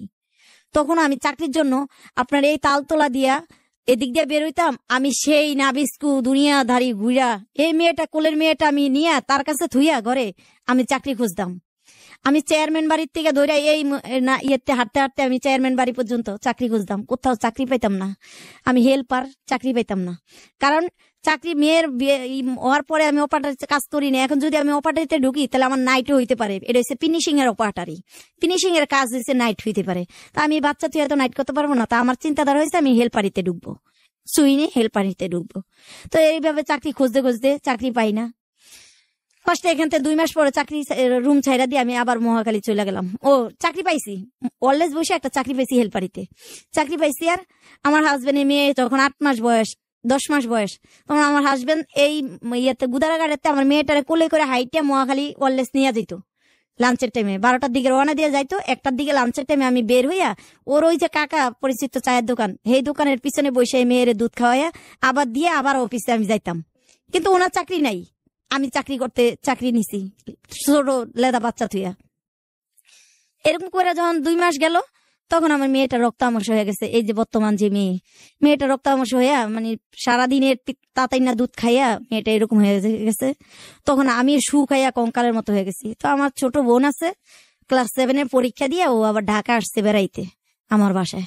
আয়সা যখন আমার এই অবস্থা দেখছে, তখন দেখে কয়, আরে আল্লাহ, আপনার তো বিছনায় শুলে আপনারা দেখাই যায় না, আপনি এই অবস্থা হয়ে গেছেন। আর এই অবস্থার দুধ মাইয়ারে খাওয়াইয়া মাইও মেরা লাইতেছেন। এক কাজ করেন, আপনি আমার গার্মেন্টসের গেট চিনিয়ে দেন। ভাইয়া আমাদের গোষ্ঠীর মধ্যে কেউ গার্মেন্টসে কোনো চাকরি করে না, কোনো মেয়ে। তো ও গার্মেন্টসের গেট চিনিয়ে দিতে বললো, আর আমি গার্মেন্টসের গেট চিনিয়ে দিতে গেলাম। ওরে ও বই না আমার গার্মেন্টসে ঢুকলো। আমি বললো যে আপনি এই মেয়ের বাসায় পালেন, আমি গার্মেন্টস করে চাকরি করে আইনা টাকা দিব। এই আমার বোনের লাইফ নষ্ট, এই যে এখান থেকেই আমার বোনটা চাকরিতে ঢুকলো। 1 বছরের মাথায় আমার বোনটা অপারেটর হইলো। আমার বোনে মাসে মাসে 3,000 টাকা করে, 2,500 টাকা করে, প্রথম 2,500 দিছে, পরে 3,000 টাকা করে দিতেছে। আমার ভাইটা খাইতেছে, সপ্তাহে টাকা দিতেছে। মানে খুব ভালো, এখন একটু সচ্ছল চলা শুরু হইলো আমার। ও এই জিনিসগুলো মানে আমার আপনজন কাছে রাখাটা, এটা ও পছন্দ করতো না। কিন্তু আমি দেখতেছি যে ওরা পাশে থাকলে আমার একটু ভালো চলতে ভালো হইতেছে। তো ও পছন্দ না করলে এডি নিয়ে আমার সাথে ও পিছনে পিছনে যা করতো, ভাই বোনের সামনে বলতে পারতাম না, বললে ভাই বোনের মনে কষ্ট হবে। আমার কথা হয়েছে ওর সাথে পিছনে যুদ্ধ করতাম। ওরা তো টাকা ছাড়া খায় না, ও তো টাকা দিয়ে খাচ্ছে। তাহলে তোমার খারাপ কোথায়, আপত্তিটা কোথায় যে তারা এখানে থাকলে? সে আমার ভাই বোন দুটার আলাদা পর্যন্ত করে দিল। আলাদা 2 ভাই বোনে আলাদা পাশের রুমে থাইকা রান্না করে খাইতেছে। কি কষ্ট লাগতেছে, এত খারাপ আচরণ, খারাপ ব্যবহার দেখাইছে একদিন তাদের সামনে। তখন বাধ্য হয়ে আমার ভাই আমার বোন নিয়ে আলাদা রুমে ভাড়া নিল, আলাদা রুমে থাকতেছে, খাইতেছে। এইভাবে আমি আবার কষ্ট করে চলতেছি। ভাই বিশ্বাস করবে না, যখনই আমার মেয়েটার এই অবস্থা, আমার বোনে চাকরি করতেছে, তখন আমি বাসায় বসে আবার এইভাবেও থাকি নাই। আমি বাড়িওয়ালার ঘরে বসে কাজ করতাম। আমার বাড়িওয়ালা খুবই একটা ভালো মানুষ ছিল, এখনো আছে। যেখানে এই 16 বছর আমি একই বাসায় ছিলাম। তো আমার এই বাড়িওয়ালা আমাকে মেয়ের মতো জানতো, এবং কি মেয়েই পরিচয় দিত, সবার কাছে মেয়েই পরিচয় দিত। তার যত আত্মীয় স্বজন আসতো মেয়ে পরিচয় দিত, আমার বড় মেয়ে। তো তাদের কাছে আমি অনেক ভালোবাসা পাইছি ভাইয়া, যে ভালোবাসা আমি রাখতে পারি নাই আজকে আমার হাজবেন্ডের জন্য, আর আমার একটা কলঙ্কিত একটা চিহ্নের জন্য। তো ওদের কাছে আমি সব সময় ভালোই ছিলাম। তো যখন যেটার জন্য ডাক দিত, তখন সেখানেই যাইতাম, সেটাই করে দিতাম। খুবই ভালো জানতো। তো ও আবার এই জিনিসগুলো পছন্দ করতো না, কাউকে একটা জিনিস দেওয়া অথবা কারোর সাথে ভালো মিশা, এই জিনিসগুলো ও পছন্দ করতো না। ও বাহে ডাকছে, মানে বাড়িওয়ালার বলতো, বাপে ডাকছে, যা একটা কিছু রান্না করলে যা মারে দিয়ে গা, মারে দিবি না, মারে দিয়ে গা, মানে এরকম করে, মানে আমার সাথে ইঙ্গিত করে কথা বলতো। যাই হোক, ভাই বোন এইভাবে চলতেছে। লাস্টে আবারও ভাই বোন, ছেলে মেয়ে, আমার ছেলেটা কান্না করতেছে, আন্টি দূরে গেছে গা, আমরা ভাল লাগে না, আন্টি ছাড়া আমরা থাকতাম না। তো কান্নাকাটি করে, তা আবার ছেলে মেয়ের জন্য আবার আমার ভাই বোনের আবার এক জায়গায় করি, এরকম করে কয়েকবার আমি আনছি আমার সাথে। তখন আমার ভাইটা যে টেলারি কাজ করতো, ওই দোকান থেকে 2টা বন্ধু, 2টা লোক, ওই মাস্টার খাওয়ার জোগাড় করে দিল আমারে, যে খাওয়াইলে আমার টাকাটা আসবে। তো আমি ওদের এই যে মেয়েটা ছোটবেলা ছোট রাইখা আমি এক দিক দিয়ে খাতা সেলাই করতেছি, অন্য মানুষের খাতা সেলাই করতেছি, অন্য দিক দিয়ে 2টা লোক খাওয়াইতেছি, এদিক দিয়ে দেখা গেছে একজনের একটা বাচ্চা রাখতেছি সকাল 8টার থেকে বিকাল 3টা পর্যন্ত, আমাকে 1500 টাকা দিচ্ছে মাসে, আমি এই বাচ্চাটা রাখতেছি, এদিক দিয়ে বাজার করতেছি। তবে ভাই একটা জিনিস, সে আমার ভালোবাসতো ঠিকই, কিন্তু আমি 16 বছর তার সাথে 17 বছর ঘর করছি, কোনোদিন তারে দিয়ে আমি একটা বাজার খাইতে পারি নাই ভাইয়া। কোনোদিন আমি যত কিছুই করি, সংসারের যত ভার যত কিছুই সব আমার নিজের হাতে করতে হবে। সে ওই যে অফিস যাবে, অফিস থেকে আইসা চেয়ারে বসবে আর এই যে মোবাইল চ্যাটিং করতে শুরু করবে, তাও ফোন আপনার যখন 2001 সাল কারো হাতে ফোন নাই তখনও তার হাতে ফোন, আজও তার হাতে 3টা ফোন, আজও তার হাতে 3টা ফোন, তার নিম্নে 7-8টা সিম, তার সিমের কোনো শেষ নাই। তবে তার সিমে বা তার মোবাইলে কখনো আমি হাত দিতে পারতাম না। তো আমি তো একটু মুরুক্ষ টাইপের, আমি ক্লাস 5 পর্যন্ত পড়ি না একটা মেয়ে, তো ও ইংলিশে ভালো জানে, ও মেট্রিক পরীক্ষা দেয় নাই, আর আমি ক্লাস 5 পর্যন্ত পড়ি না। ও মনে করেন যার নাম যেটা তা ছাড়া অন্য নাম দিয়ে নাম্বার সেভ করে রাখতো, বা ফোন আসলে কেউ ধরতে পারতো না ওর ফোন, বা ও কি সেটিং করে ওর পাশে দাঁড়ানো যেত না। যাই হোক ভাই, হঠাৎ করে 2016 সালে ও টাচ মোবাইল কিনে। 2016 সালে টাচ মোবাইল কিনে আমাকে ফেসবুক ওই নিজে চালু করলো, ইমো চালু করলো, এগুলো চালু করে আমার দেখে। আমি কিচ্ছু কিন্তু ভাইয়া বুঝতামই না যে ফেসবুক কাকে বলে বা ইমো কাকে বলে, কিভাবে চালাইতে হয়, কি এইসব কিছুই আমি বুঝি নাই, সেটা সত্যি কথা।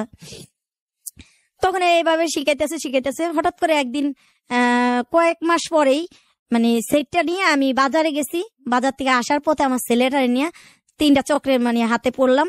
ওরা ডাক দিয়ে আমাকে কিছু সাহায্য করার কথা বলে আমার হাতে একটা পোটলা ধরাইলো, ধরানোর পর আমার হাতের মোবাইল টাকা নিয়ে গেল। কিন্তু আমার হাজবেন্ড তা বিশ্বাস করলো না। আমার হাজবেন্ড বললো কি কোন প্রেমিকরে দিয়ে আসছে ডাইরেক্ট। তো আমার ছেলে বললো যে আব্বু তুমি এমন করে কথা বললো না, আমি তো আম্মুর সাথে ছিলাম, আমি তো দেখছি ছেলেগুলারে এরকম করে আম্মার এডি কয়ে নিতে আম্মুর অদ্দূর পর্যন্ত নিয়ে পরে আম্মুর হাতে এটা দিয়ে পরে মোবাইলটা নিয়ে গেল গা। যাই হোক ভাইয়া, এইভাবে করতে হতে 2016 সালে হঠাৎ করে আমার সেই বাড়িওয়ালা ছেলে আমাকে একটা চাকরি দিল। সে মেডিকেল কলেজে চাকরি করে, আপনার টেকনোশিয়াল বিভাগে, তো ল্যাবে। তো ও আমাকে একটা চাকরি নিয়ে দিল আপনার মেডিকেল কলেজে, এটা আপনার মহাখালী। তো মেডিকেলের কলেজের নাম কি আমি বলতে পারবো? আপনি এটা আপনার Ayesha Memorial university medical college. তো কলেজে আমাকে নিয়ে একটা চাকরি দিল। আমি বললাম যে ভাই আমি এর মধ্যে 8 মাস, ভাইয়া 16 বছরের মধ্যে 17 বছরের মধ্যে তার সাথে সংসার অবস্থা আমি 8 মাস বৈশা খাইছি।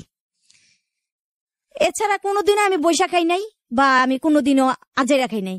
আমি খুব ভালো চলছি, দেখছি আমার পরিশ্রমের মাঝখানে যদি আমার সংসারটা ভালো থাকে, ভালো চলতেছে, আমি ইনকাম করতেছি ভালোই, এর মধ্যে দিয়ে যে আমি সংসার চালাইতেছি, সে টাকা ইনকাম কত করতেছে, কয় টাকা সে আনতেছে, কয় টাকা বেতন তার, ভাইয়া এগুলো কখনোই সে বলতো না, সত্য কথা কখনোই বলতো না। আজকে আমার মেয়েটার সাথে আছে, আমার মেয়েটা বলতে পারবে, কখনোই সে সত্য কথা বলতো না। হঠাৎ করে একদিন সে অ্যাকাউন্টে তার বাড়িতে ডিপিএস করছে, ডিপিএস এর বোনাস আসবে 5000 টাকা, তার অ্যাকাউন্টে আসছে কিনা দেখতে গেছে এই ওয়ারলেস গেট। দেখতে যাইয়া দেখতেছে ভাইয়া ওর 30,000 টাকার সাথে 1.5 কোটি টাকা আইসা যোগ হয়ে আছে। তো যখন ও চেক বই তুলতে গেছে তখন ওই কম্পিউটার টিপতেছে আর মহিলা ওনার মুখের দিকে তাকাচ্ছে আর কম্পিউটার দিকে তাকাচ্ছে যে এত টাকা এই লোকের, মানে দেখতে তো একটা সাধারণ মানুষ দেখা যাচ্ছে, এই লোকের এত টাকা জমে আছে, টাকা তুলে না কেন? আসলে কিন্তু ওর টাকা না। তো ওরে বলতেছে আপনি টাকা তুলেন না কেন, আপনার এত টাকা? বলে কত টাকা? আমার টাকা তো এই, আমি এত টাকা তো কই থেকে রাখবো। ও আবার সত্য কথাই বলছে। ও আবার এরকম টাইপের ছিল, কারোর থেকে 2 টাকা মাইরা খাওয়ার মতো ছিল না, এদিক দিয়ে সৎ ছিল। তো বলতেছে কত টাকা? বলে যে আপনার এখানে তো প্রায় 2 কোটি টাকার মতো আছে।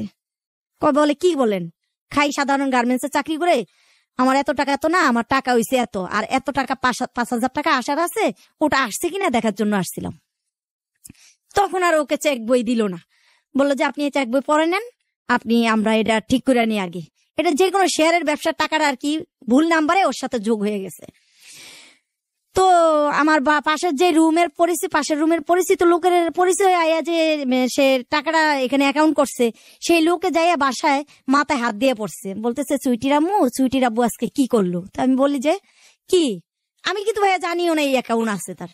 বলতেছে চুইটির আব্বু আজকে এতগুলা টাকা ছাইরা দিয়ে আসলো, জীবনে লাখ কি হইতো বিল্লা, এখন টাকাগুলা তুইলা যদি কোনো একটা কাজে লাগাইয়া পরে কিস্তি হিসাবে দিয়ে দিলেও কিন্তু সমস্যা ছিল না, কিন্তু আপনাদের অবস্থাটা ঘুরে যেত। আমি হলে কিন্তু এটা করতাম না। সে কিন্তু সত্য কথা বলে দিছে। তো ওইটাগুলো আমি এরকম হারাম খাইতে চাই না। মানুষের টাকা আমি মিথ্যা কথা কইয়া খামু কেন, আজকে খামু, কালকে আমার আর এখান দিয়ে আসছে বেশি নাইমা যাব। তোর সাথে সাথে ব্যাংকের থেকে লোক ওর পিছে পিছে বাড়িতে বাসায় গেল যে আসলে কি এই লোক সত্য বলে না মিথ্যে বলা, কি টাউট না রংবাজ না বাটপাল, জিনিসটা যাচাই করার জন্য আমার বাসা পর্যন্ত মানুষ গেল। সেদিন জানতেছি যে তার একটা বীমা আছে, একটা অ্যাকাউন্ট আছে, একটা ডিপিএস আছে।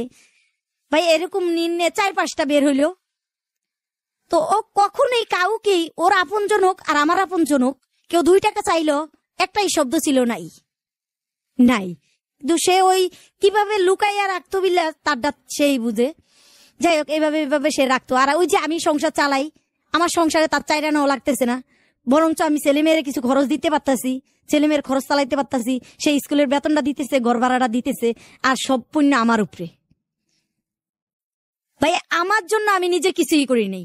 আমি বাড়িওয়ালার ঘরে কাজ করছি, সেখানে আমি কিছু টাকা পাইতাম। আমি মানুষের খাতা সেলাই করছি, সেখানে কিছু টাকা পাইতাম। আমি মনে করেন একটা বাচ্চা রাখছি, সেখানে কিছু টাকা পাইতাম। আমি মনে করেন লোক খাওয়াইতেছি, সেই টাকাগুলা মানে সম্পূর্ণ মিলিয়ে জিলে খুব আমোদের চলছি। আমার কথা হচ্ছে একটাই, হাজবেন্ড যদি জমায় সেটা তো আমারই থাকবে, জমাইতেছে জমাক, সেটা তো আমার সংসারেই থাকবে। আমি এদিক দিয়ে খরচ করতেছি, ওদিক দিয়ে জমাইতেছে, একই তো কথা। তো ও বলতো তো এটাকে আমি কোথাও নিয়ে যাবো, এটা থাকলে তো আমগুই থাকবো, কথা বুঝছেন। আমি আর এগুলা চিন্তা করতাম না যে কোনোদিন আমার লাইফে যদি এরকম কিছু আসে আমি তো শূন্য। তো আমাকে একটা ডিপিএস করে দিছিল 500 টাকা মাসে। তো 16 সালে যখন আমায় আর বাড়িওয়ালা ছেলে আমাকে চাকরিটা নিয়ে দেয়, চাকরিটা করতে থাকি ভাইয়া, 1 না 2.5 বছর চাকরিটা খুব ভালোই যাচ্ছিল, ভালো পজিশনে। আমার ক্লিনারের থেকে আমি ভাইস প্রিন্সিপালের খুব একটা আদরের একটা মেয়ে হয়ে গেছিলাম। ভাইস প্রিন্সিপাল স্যার আমাকে খুব ফিউনের মতো কাজ করাইছে, আমার ক্লিনারি কাজ করতে দেয় না, খুব মানে মায়া করতো। প্রত্যেকটা স্যার ম্যাডাম আমাকে এত আদর করতো, বিশ্বাস করবে না স্যার, ভাইয়া নিচে যদি থাকতাম আমার 5 তলায় ডেকে নিয়ে যেত, মুক্তা তোমার হাতের একটু লেবু চা খুব মজা, তোমাকে চা বানিয়ে দিবা, তোমার হাতের কফিটা খুবই ভালো লাগে, এক কাপ কফি বানিয়ে দিবা। তো এত ভালোবাসতো। তো স্যার ম্যাডামদের সবাই নাম্বার আমার ফোন ভরা। তো এক পর্যায়ে ও যখন আমার টাচ মোবাইল কিনা দিয়ে এগুলা চিনাইলো, তো স্যারদের চা বানানো আর শুধুমাত্র ভাইয়া এরকম চেয়ারে বসে থাকা আমার। তো স্যারদের রুমে আপনার ওয়াইফাই আছে, তো আমি ওয়াইফাই পাসওয়ার্ড নিয়ে আমি ফেসবুক চালাই, মেসেঞ্জার অফ করে দিছি, ফেসবুক চালাই, ইমো চালাই, এরকম চালাই, টিপি, সময় কাটান। এগুলা বড় আমার সংসারটা এত পরিশ্রম করে আমি আজকে এইখানে আইনা তুলছি। এখানে আমার সংসারটার মধ্যে নাই এমন কোনো জিনিস নাই, তো আমি কেন অন্যজনের হাত ধরবো? হয়তো জাস্ট কারোর সাথে বন্ধুত্ব, সময় কাটানো, কথা বলা, এটা স্বাভাবিক হইতে পারে। তো আমার যখন ফেসবুক ইউজ করার জন্য দিল, ভাইয়া বিশ্বাস করবেন আমার একটা প্রশ্ন, কেউ যদি আমাকে হাই লিখতো, এই হাই শব্দটা আমি বুঝতাম না ইংলিশে। আমি বলতাম দেখো তো কি লেখছে, পরে বুঝতে পারছি, যখন শব্দটা চিনছি তখন বুঝতে পারছি কি লেখছে। বলছে যে লেখছে হাই লেখছে, তুমি আবার বাই লেখো। ও আবার শিখিয়ে দিত। আমি বলতাম আমি তো পারি না। তো আমি আবার, ও হাসতো আমাকে নিয়ে, যে আমি বাংলায় লিখতে বললে ও হাসতো। আমি বলি যে আমি বাংলায় লিখি, বাংলায় লিখেন। তো যেই আমার সাথে সেট করতো আমি বলতাম বাংলায় লিখেন, তো এর নিয়ে ও হাসতো, আমি ইংলিশ বুঝি না বলে। তো আমার মেয়েও বলতো, আমার মেয়েরা বলতাম দেখতো কি লেখছে, যার সাথেই সেট করছি, যার সাথেই কথা বলছি, যার সাথেই যা করছি, মনে করেন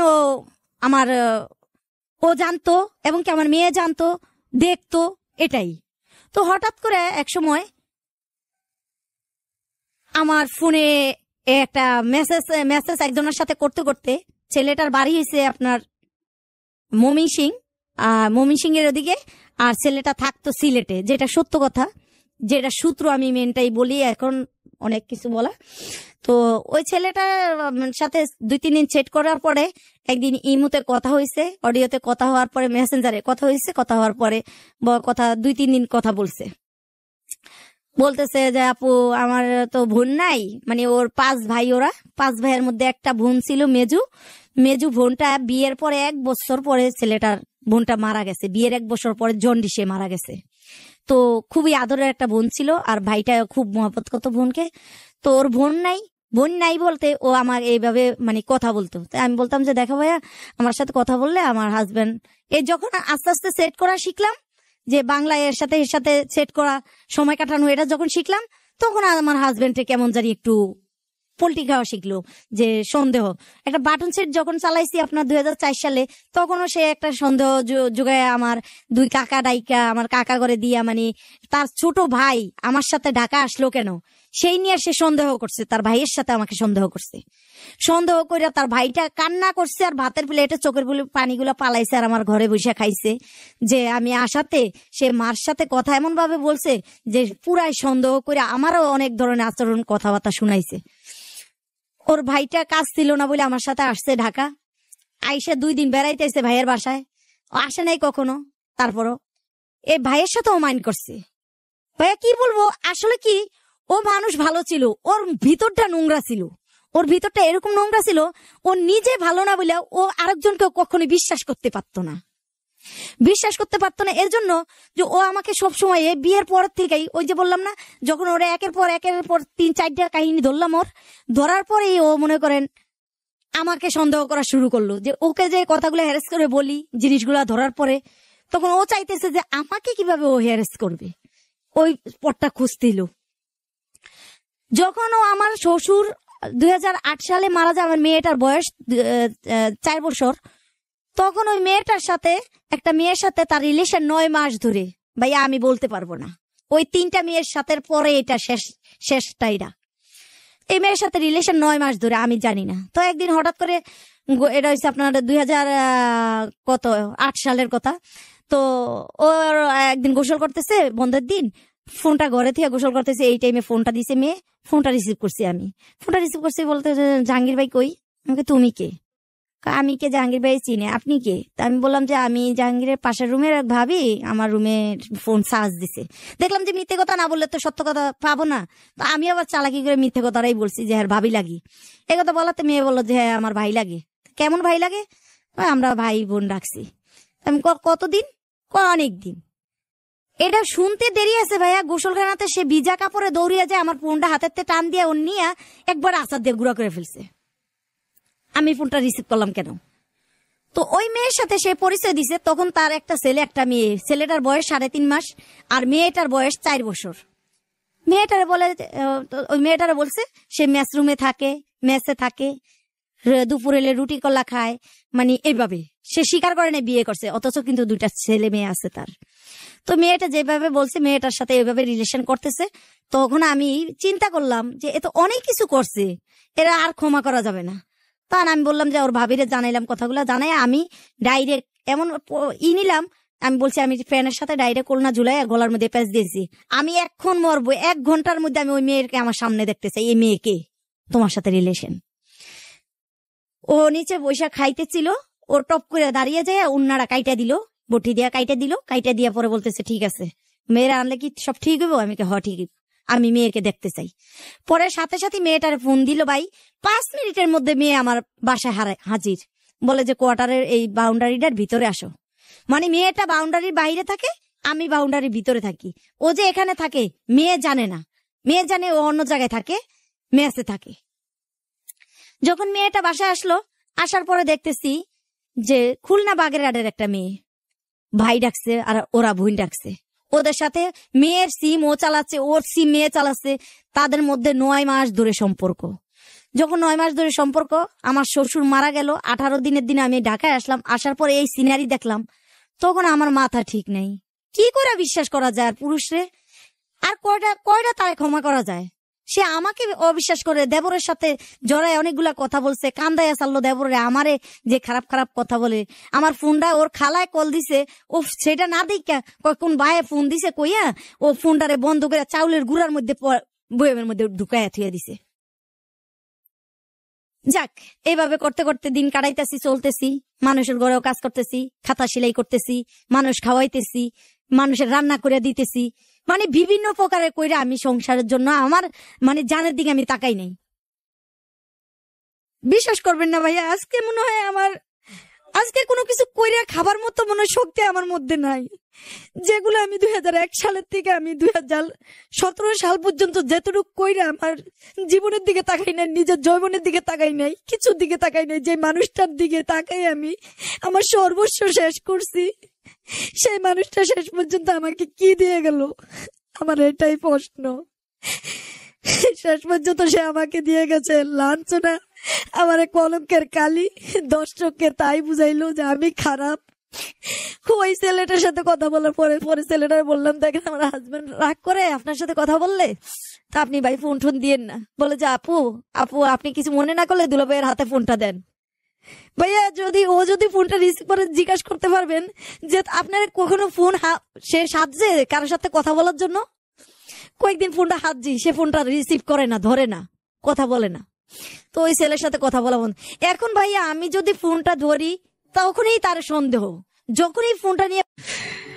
তুমি এখন ক্লাস 10-এ পড়ছো, কোন গ্রুপে পড়ছো? সায়েন্সে পড়ছো। আচ্ছা, এই যে তোমার মা আজকে রেডিওতে আসছে, উনি অনেক কথা বলছে এবং এই কথাগুলো তোমার বাবাকে নিয়ে বলছে, তাই না?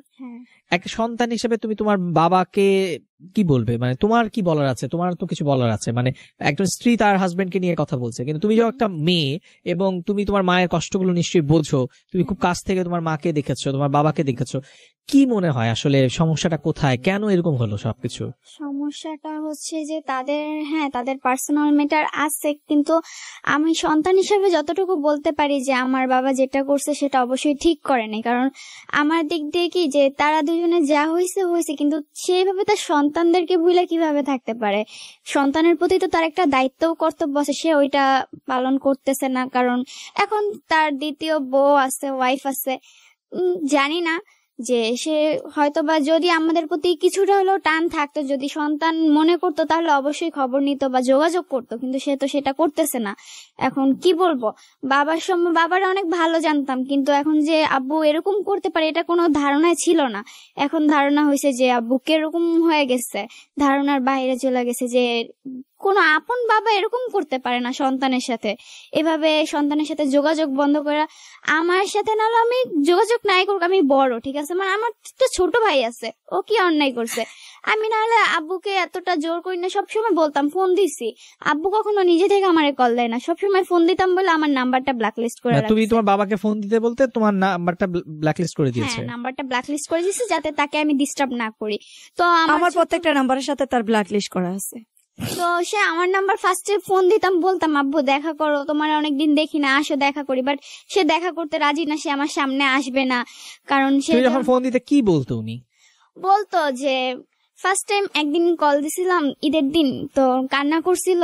আমি বলছি যে এখন দূরে থেকে কান্না করে লাভ আছে, তুমি সন্তানের সামনে আসো না, তুমি আমার ভরণ পোষণ দাও না দাও, একটা যে ফোন দিয়ে জিজ্ঞাসা করবা কই আছি কেমন আছি, তুমি তো তাও জিজ্ঞাসা করো না।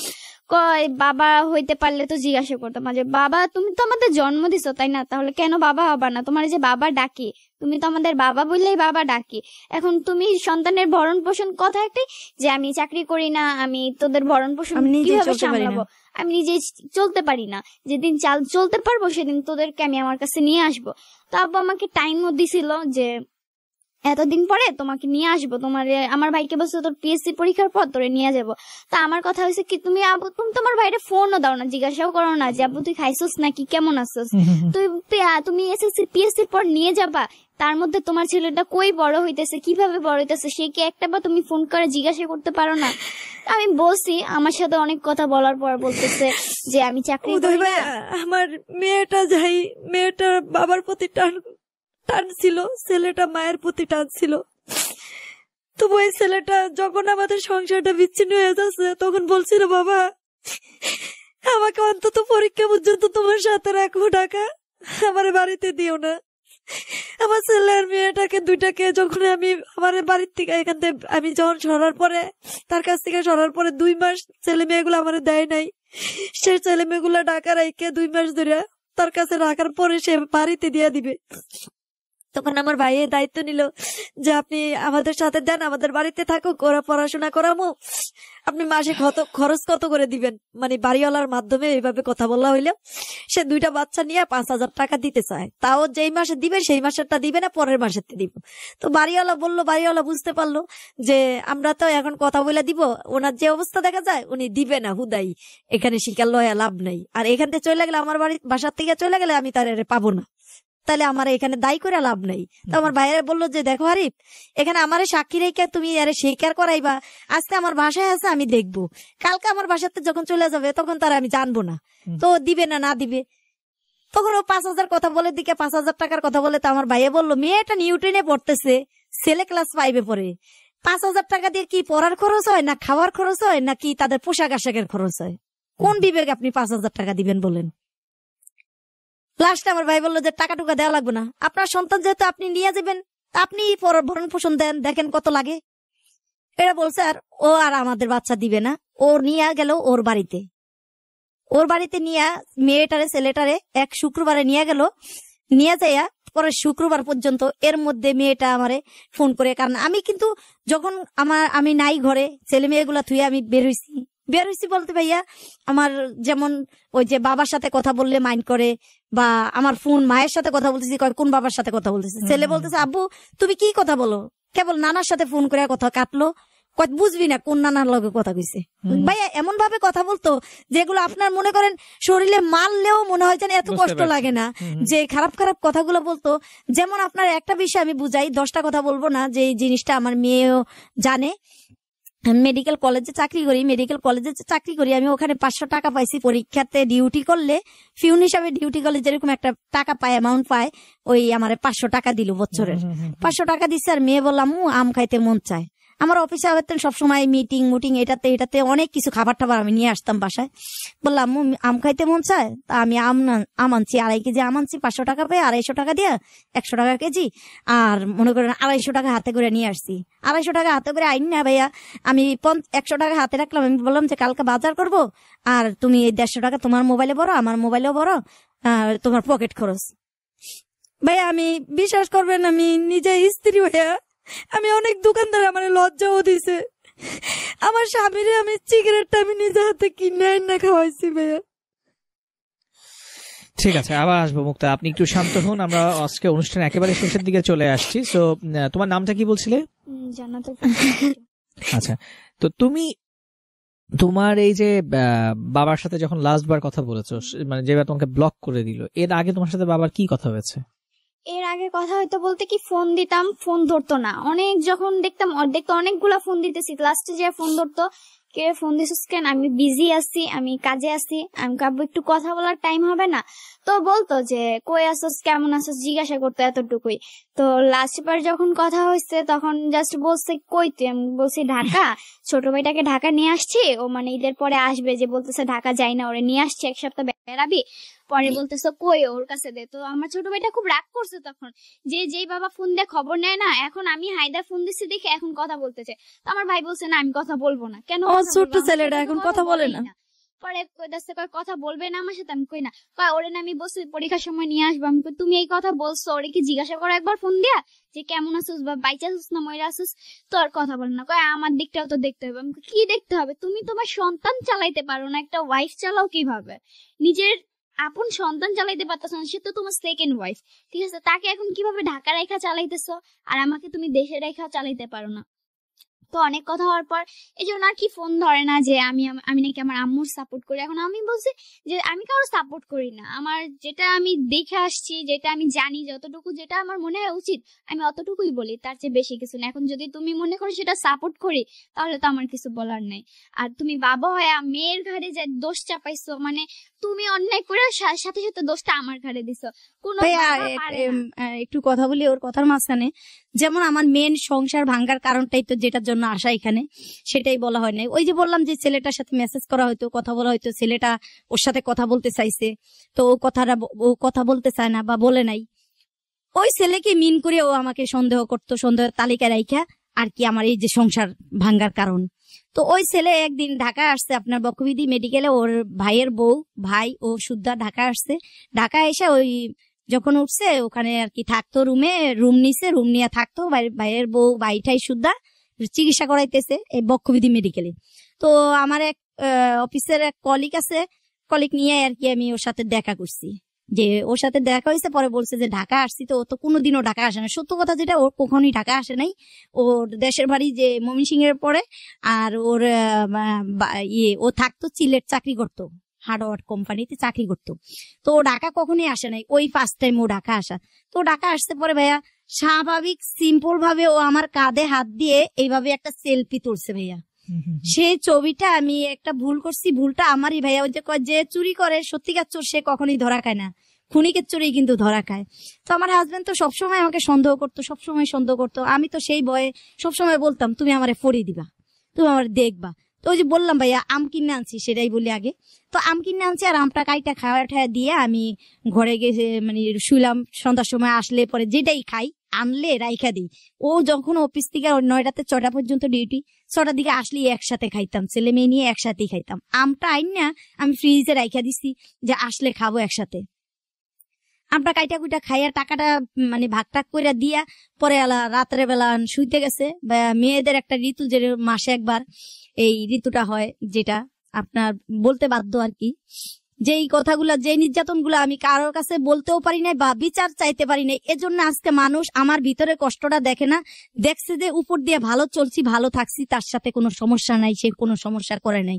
এমনও রাত গেছে ভাই, সারা রাত আমি বৈশাখ কাইন্দা কাটাইছি, আমারে ঘুমাইতে দিত না, ইচ্ছা করে গালাগালি, এত খারাপ খারাপ ভাষার গালি দিত যে আমি তার সাথে একটু ভালো হয়ে চলার জন্য, সত্যি কথা যেটা ভাইয়া, আমার দেহের কোনো চিন্তা আমি কখনো করি নাই। এমন কোন রাত জানে যদি এক রাতের বেশি আরেক রাত গেছে, তাহলে কইতো কি ও অন্য কারোর জন্য রেখে দিছো, অন্য কারোর জন্য, মানে এরকম এরকম আচরণ, খারাপ ভাষায় কথা বলতো। এগুলো ভাইয়া কারো কাছে বলার মতো না, আর বিচার চাওয়ার মতো না। বুঝতে পারছি। যে নির্যাতন গুলো আমি ভিতরগত সহ্য করতাম, এগুলো আমি কোনো মুরব্বীর কাছে চাওয়ার মতো না। যেটা আমি আমার আজকে এই লাইফে দর্শকের সামনে, আমার এই মেয়েটার সামনে বলি, আমার মেয়েটাও বুঝতে পারে। এখন বর্তমান মেয়েটা নিউটনে যেহেতু পড়ে, এই মেয়ে এমন কথা বলছে, আব্বুরে না রাত্রে দেখলাম ভালো, এখন সকালে কি হয়েছে আব্বুর, মানে সারা রাত্রে যা আমার সাথে হয়েছে সেই রাগটা সকালবেলা না খাই অফিসে যাইতো রাগ করিয়া, দেখা গেছে জিত জিত করে ভাঙ্গা চুরা সকালে প্লেট ভাঙ্গা হালিয়া থুয়া যাইতো গা, ভাত বাড়লে খাইতো না, টানাটানি হাসি করতাম। তখন এই মেয়ে নিজে প্রশ্ন করছে, আজকে মেয়েকে বলি সরাসরি, মেয়ে নিজেও প্রশ্ন কতদিন করছে, কি হয়েছে আব্বুর, পোলাপান মাস তো বুঝে নাই, আমি কিভাবে বুঝাবো মেয়েরে যে আমার সাথে অন্য কিছু নিয়ে তার সাথে রাত্রে বেলা কিছু হয়েছে। এমন রাত গেছে ভাইয়া, আমি তো সারাদিন পরিশ্রম করে আসি, তুমি পুরুষ মানুষ, তোমার প্রয়োজন তুমি মিঠাও, আমার ঘুম আসতেই পারে, তুমি জাগাও, আমি কেন ঘুমাবো? তার কথা হয়েছে আমি কেন ঘুমাবো, আমি কেন তার সাথে সাইদা রিলেশন আগাই না, আমি সাইদা না দেওয়া পর্যন্ত কখনো সে নিজের থেকে সাইদা আমার কাছে আসতো না। এই কথাটা আমি বলতে বাধ্য হইলাম ভাইয়া, যেটা আমার ভিতরগত নির্যাতন, এই একটা জিনিস এমন কোন রায় তো বাদ যাইতো না, এবং কি একদিন যদি মাঝে মধ্যে বাদ যাইতো, আমার এই নির্যাতনের কথাগুলা, আচরণগুলা তার কাছ থেকে পাইতে হইতো। যদি ঘুমাইতাম, মানে একটা ভাষা ছিল, মানে আমাদের বাঙালি ভাষা যেরকম চুতমারানি একটা গালি দিত, এই ভাষাটা সবসময় ইউজ করলে মনে করেন মন মানসিকতা এমনিও খারাপ হয়ে যেত। যে ভাষাগুলো ইউজ করে কথাগুলো বলতো, যে যা লাঙ্গে করে দিবি, এগরে দিবি। বাবার উদ্দেশ্যে কিছু বলতে চাও? আমি বাবার উদ্দেশ্যে এতটুকুই বলতে চাই, যদি সে হয়তো আজকে শুনতেছে না, কিন্তু আমার বলার মন চাইছে, বলতেছি যে সে বাবা হয়ে নিজের সে কর্তব্যটা সে পালন করতে পারে নাই, তো তাকে কি বলবো, কারণ সে যা করছে মেয়ে হয়ে সেটা মাইনা নেওয়ার মতো না। সে যাই করতো, হ্যাঁ আমার মার সাথে সে তার ডিভোর্স হয়ে গেছে মানলাম, বাট আমাদের সাথে তো তার সম্পর্ক নষ্ট হয় না। আর তার কথা হচ্ছে যে আমি যদি তার কাছে ফেরত যেতে চাই, তো তার সাথে স্ট্যাম্পে লিখিত দিতে হবে, যাতে মামা বা নানুর বাড়ি কারোর সাথে আমার কোনো সম্পর্ক না থাকে, কোনো কথা বলতে পারবো না। তো এটা আমি মনে করি না কখনো পসিবল যে মা জন্ম দিছে ওই মার সাথে কখনো কন্ট্যাক্ট বন্ধ রাখা। তো আমি বলছি যে আচ্ছা আব্বু তুমি কি পারতা, তোমার আম্মু যদি এরকম কোনো কাজ করতো, তুমি তোমার মার সাথে কি যোগাযোগ বন্ধ রাখতে পারতা? তো সে এটা পারতো না, কিন্তু সে আমাকে ঠিক বলতে পারছে, তবুও আমি রাজি হয়েছে। আমি আচ্ছা ঠিক আছে, তুমি যেহেতু আমাদের সাথে দেখা করো না, দেখা করো, আমি রাজি, তুমি যেটা বলবা সেটাই। তো রাজি হওয়ার পরেও সে কথা ঘুরে ফেলছে যে না, রাজি হলে কি হবে, এই মুহূর্তে পসিবল না, সে আমাকে চালাইতে পারবে না। আমার কথা ছিল যে তুমি আমাকে বাড়িতে রাখো, আমি মাইনা নিলাম, কিন্তু আমার এসএসসি পরীক্ষাটা পর্যন্ত আমাকে ঢাকা রাখো, আমাকে পরীক্ষাটা দেওয়ার সুযোগ দাও। কিন্তু তার কথা, সে আমাকে সেই সুযোগটা দিতে পারবে না, আমাকে পড়াশোনা চালানো তার পক্ষে পসিবল না। তো আমি বলছি আচ্ছা ঠিক আছে, তোমার পসিবল না, তুমি যেহেতু বাড়িতে বাড়িতে রাখবো, আমি বাড়িতেই থাকবো, বাট দেখা করো, আমাদের সাথে দেখা করো। তো সে দেখা করবে না। তো সে আমাকে বলছে সে গ্রামের বাড়িতে থাকে, রামগঞ্জ। তো আমি বললাম যে আচ্ছা আব্বু তাহলে আমি আসি, আমি আইসা দেখা করি, তুমি তো ঢাকা আসবে না আমার সাথে দেখা করতে, আমি তাহলে যাই দেশে আসি। না, সে তাও আসবে না। তো আমি বাড়িতে গেছিলাম, যা কলও দিছি। তো কল দেওয়ার পর সে বলতেছে আমি তো অনেক দূরে আছি, আমি একটু কাজে আসছি, আমি দেখা করতে পারবো না। আমি আব্বু আমি তো আসছি, চাঁদপুর আসছি, তুমি দেখা করো, আমি আসি। কয় না এখন পারবো না, আমি ফোন দিলে আসিস। তো আর ফোন দেয় নাই। তারপরে ফোন দিছি, আমি ফোন দেওয়ার পর তার সে ফোনটা বন্ধ করে দিছে। বন্ধ করার পর আবার তার 2 দিন পরে কল দিছি, কল ঢুকছে। পরে কইতেছে কি রে, আমি কয় কই আমি বাড়িতে। কই তুই এখন ঢাকা যাস না? আমি কই না, তোমার তো বললাম তোমার সাথে দেখা করবো। কয় আমি তো এখন বরিশাল আছি আমার শ্বশুর বাড়িতে, এখন আমি দেখা করবো কিভাবে? আমি কই শ্বশুর বাড়িতে আছো মানে? কয় হ্যাঁ বলছি না বিয়ে করছি। আমি ও আচ্ছা, তো আমি কথা বলবো তোমার ওয়াইফের সাথে। পরে কথা বলবি? তো বাড়িতে নাই, আমি তো বাইরে আছি। আমি আচ্ছা কথা বলায় দিও। তো আর কথা বলায় দেয় নাই। তো ফোন দিতাম, ফোন ধরে না। তারপর ফোন দিছে তার ওয়াইফ, একদিন ধরছে, তার ওয়াইফের সাথে কথা বললাম, অনেক কথাই হলো তার ওয়াইফের সাথে। তার ওয়াইফের কথা যে মানুষ তো বদলায় যায়, তো তোমার আব্বুও বদলায় গেছে। আমার আব্বু করতে তো আপনিই বদলাইছেন তাই না? কারণ যে বাবা আমি আমার আম্মু ঠিকই বলছে যে আমি আম্মুর চেয়ে আব্বুকে বেশি প্রাধান্য দিতাম বা তারে বেশি ভালোবাসতাম বাবাকে।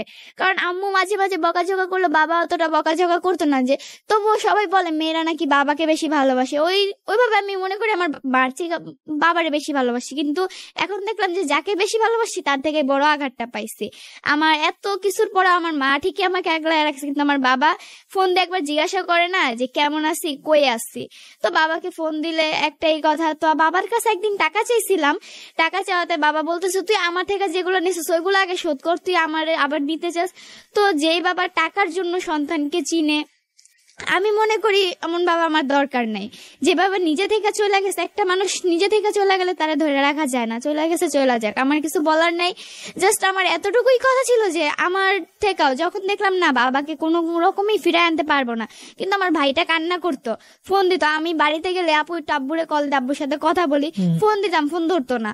তো কি বলবো, ছোট ভাই তো বুঝে না, কিন্তু ওরে বুঝাইতে পারি না। জাস্ট বলি যে আব্বু কথা বলবেন, এখন কথা না বললে তো আমি জোর করে বলি যে ফোন বন্ধ আছে হয়তো বা বিজি আছে, এখন কথা বলতে পারবে না। তো কি করার, যদি এখন আমার ভাই বুঝে, এখন কিছুটা হইলেও বুঝে, এজন্য এখন আব্বু কথা বলতে চাইলে ও আর বলবে না।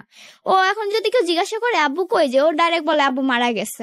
কি বলবে, যে বাবা থাইকাও নাই তো সে মারা যাওয়ার মতোই। মারা গেলে তো একটা কথা না, সে মইরাই গেছে। আর সে যে জীবিত থাকেই খবর নেয় না, সন্তান পরিচয় দেয় না সবার কাছে। আমার নামে, সে আমার মার নামে বলছে, আমার মার নামে অনেক মিথ্যা অভিযোগ দিচ্ছে, কিন্তু সে কিভাবে একটা বাবা হয়ে একটা মেয়ের নামে মিথ্যা অভিযোগ দেয়? আমি যে এলাকায় থাকি সেই এলাকায় আমার জ্যাঠতো ভাই মানে ওনার পরিচিত যারা সবার কাছে বা বাড়িতে বলে আমার নামেও মিথ্যা কথা বলে বেড়াচ্ছে। যে আমার নিজের হাতে ফোন নিয়ে গেছে আমার আব্বু, আমার টাচ ফোন নিয়ে, যে আমার যে ফেসবুক আইডি ছিল ওইটা আমি লগ আউট মারি নাই, তো সে আমার ওই আইডিটা এখনো রানিং চালাইতেছে। তো ওই আইডিতে সে সবাই জানে যে এটা তার বোঝা হচ্ছে যে এটা তার মেয়ের আইডি, জানে সবাই। তো সে মেয়ের আইডিতে অনেক খারাপ খারাপ মানে পোস্ট করছে, যেগুলা মানে আমি রাস্তায় নামলে আমাকে মানুষ কোশ্চেন করছে কিরে তোর আইডিতে এগুলা কেন, এগুলা কি ছাড়ছে? আমি ভাই আইডিটা হ্যাক হয়ে গেছে, আমার কাছে এখন ওই ফোনটা নাই, ফোনটা চুরি হয়ে গেছে, আইডিটাও হ্যাক হয়ে গেছে, পাসওয়ার্ড চেঞ্জ করে ফেলছে। আমি পাসওয়ার্ডে ট্রাই করছি, পাসওয়ার্ড চেঞ্জ করে ফেলছে আব্বু। তো সে বাবা হয়, মনে করি না কোনো জন্মদাতা পিতা এই কাজ করতে পারে। সে এখন মনে করি যে সে বাবা হওয়ার যোগ্যই না, আমি এতটুকু বলতে পারি। Thank you so much. আমারও মনে হয় আসলে কিছু কিছু পুরুষের বাবা না হওয়াই ভালো। এমন এক পুরুষের গল্পই আজকে শুনছিলাম। একদম শেষ কথা শুনবো আমরা মুক্তার কাছ থেকে। মুক্তা, আপনি আপনার জীবন থেকে কি শিখেছেন? আমার জীবন থেকে কি শিখছি সেটা আমার শিক্ষা হয়েছে, আমি চাই যে পৃথিবীর আর কোনো মানুষ এই শিক্ষা না পাক। গভীর ভালোবাসা আছে, অন্ধের মতো যেন কেউ কাউকে ভালো না বাসে, এত বিশ্বাস যেন কেউ কাউকে না করে, নিজের সর্বস্ব শেষ করে যে অন্যকে উজাড় করে এত বিশ্বাস করা ঠিক না। আজকে আমার যেখানে চাকরিটা করছি ভাইয়া, সেখানেও আমাকে আজকে ঘৃণার চোখে প্রত্যেকটা স্যার ম্যাডাম যে ভালোবাসার চোখে আমাকে দেখছে, সেই প্রত্যেকটা স্যার ম্যাডাম আমাকে ঘৃণার চোখে দেখে। আমার হাজবেন্ড ওই ছেলেটার ওই সেলফিটার বিনিময় আমাকে সবার কাছে মানে একটা খারাপ কলঙ্কিত বানাইছে যে আমি যখন রাগ করে ঘর থেকে বের হই, আমার ভাইয়া শুদ্ধাই আমাকে গাড়ি তুলে দেয় বাড়ির যাওয়ার জন্য। আমি বলছি না, আমি বাড়ির যাবো না, আমার ভাইয়ের বাসায় গেছি।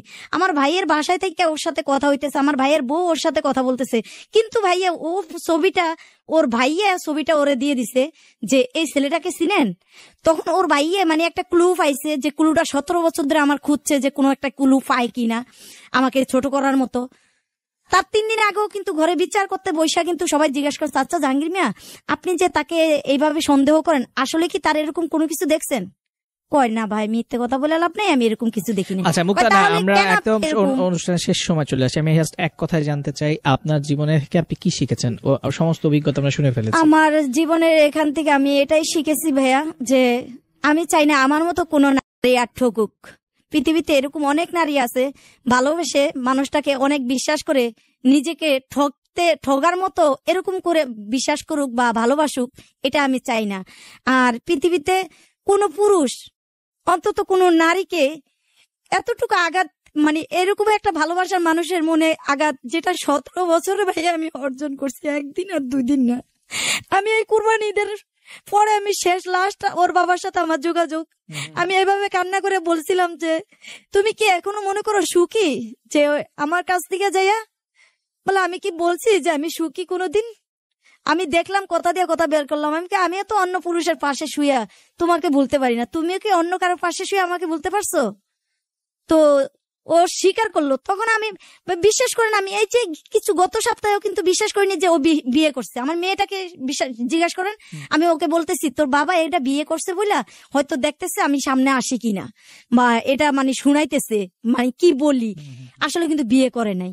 ভাইয়া যখন শুনতে পেলাম যে সত্যি সেই ঈদের পরের দিন তার বাড়িতে তার বউ নিয়ে তার উপস্থিত হয়েছে তার বাড়িতে, তো এখন আর অবিশ্বাসের কিচ্ছু নাই। আর সে বরিশাল, তার ফোনটা আমি যেই 17 বছর ঘর করছি আমি রিসিভ করতে পারি নাই, সেই ফোনটা অন্য মহিলা রিসিভ করে। আমার মেয়ে 2 দিন ফোন দিছে, ওই মহিলা রিসিভ করতেছে। তাহলে আজকে সে কোথায়? সে আমার ভালোবাসা। এখন আমার মেয়েটার জন্য আপনাদের এই লাইফে আসা ভাইয়া, আমার একমাত্র আমার 2টা সন্তানের জন্য। আমি সারা পৃথিবীর মানুষ শুনে এবং কে এফএমটা আমি শুনি, যে আপনার কথাগুলো আমি শুনি, যে যার কারণে আমি এখানে আসতে বাধ্য হয়েছি।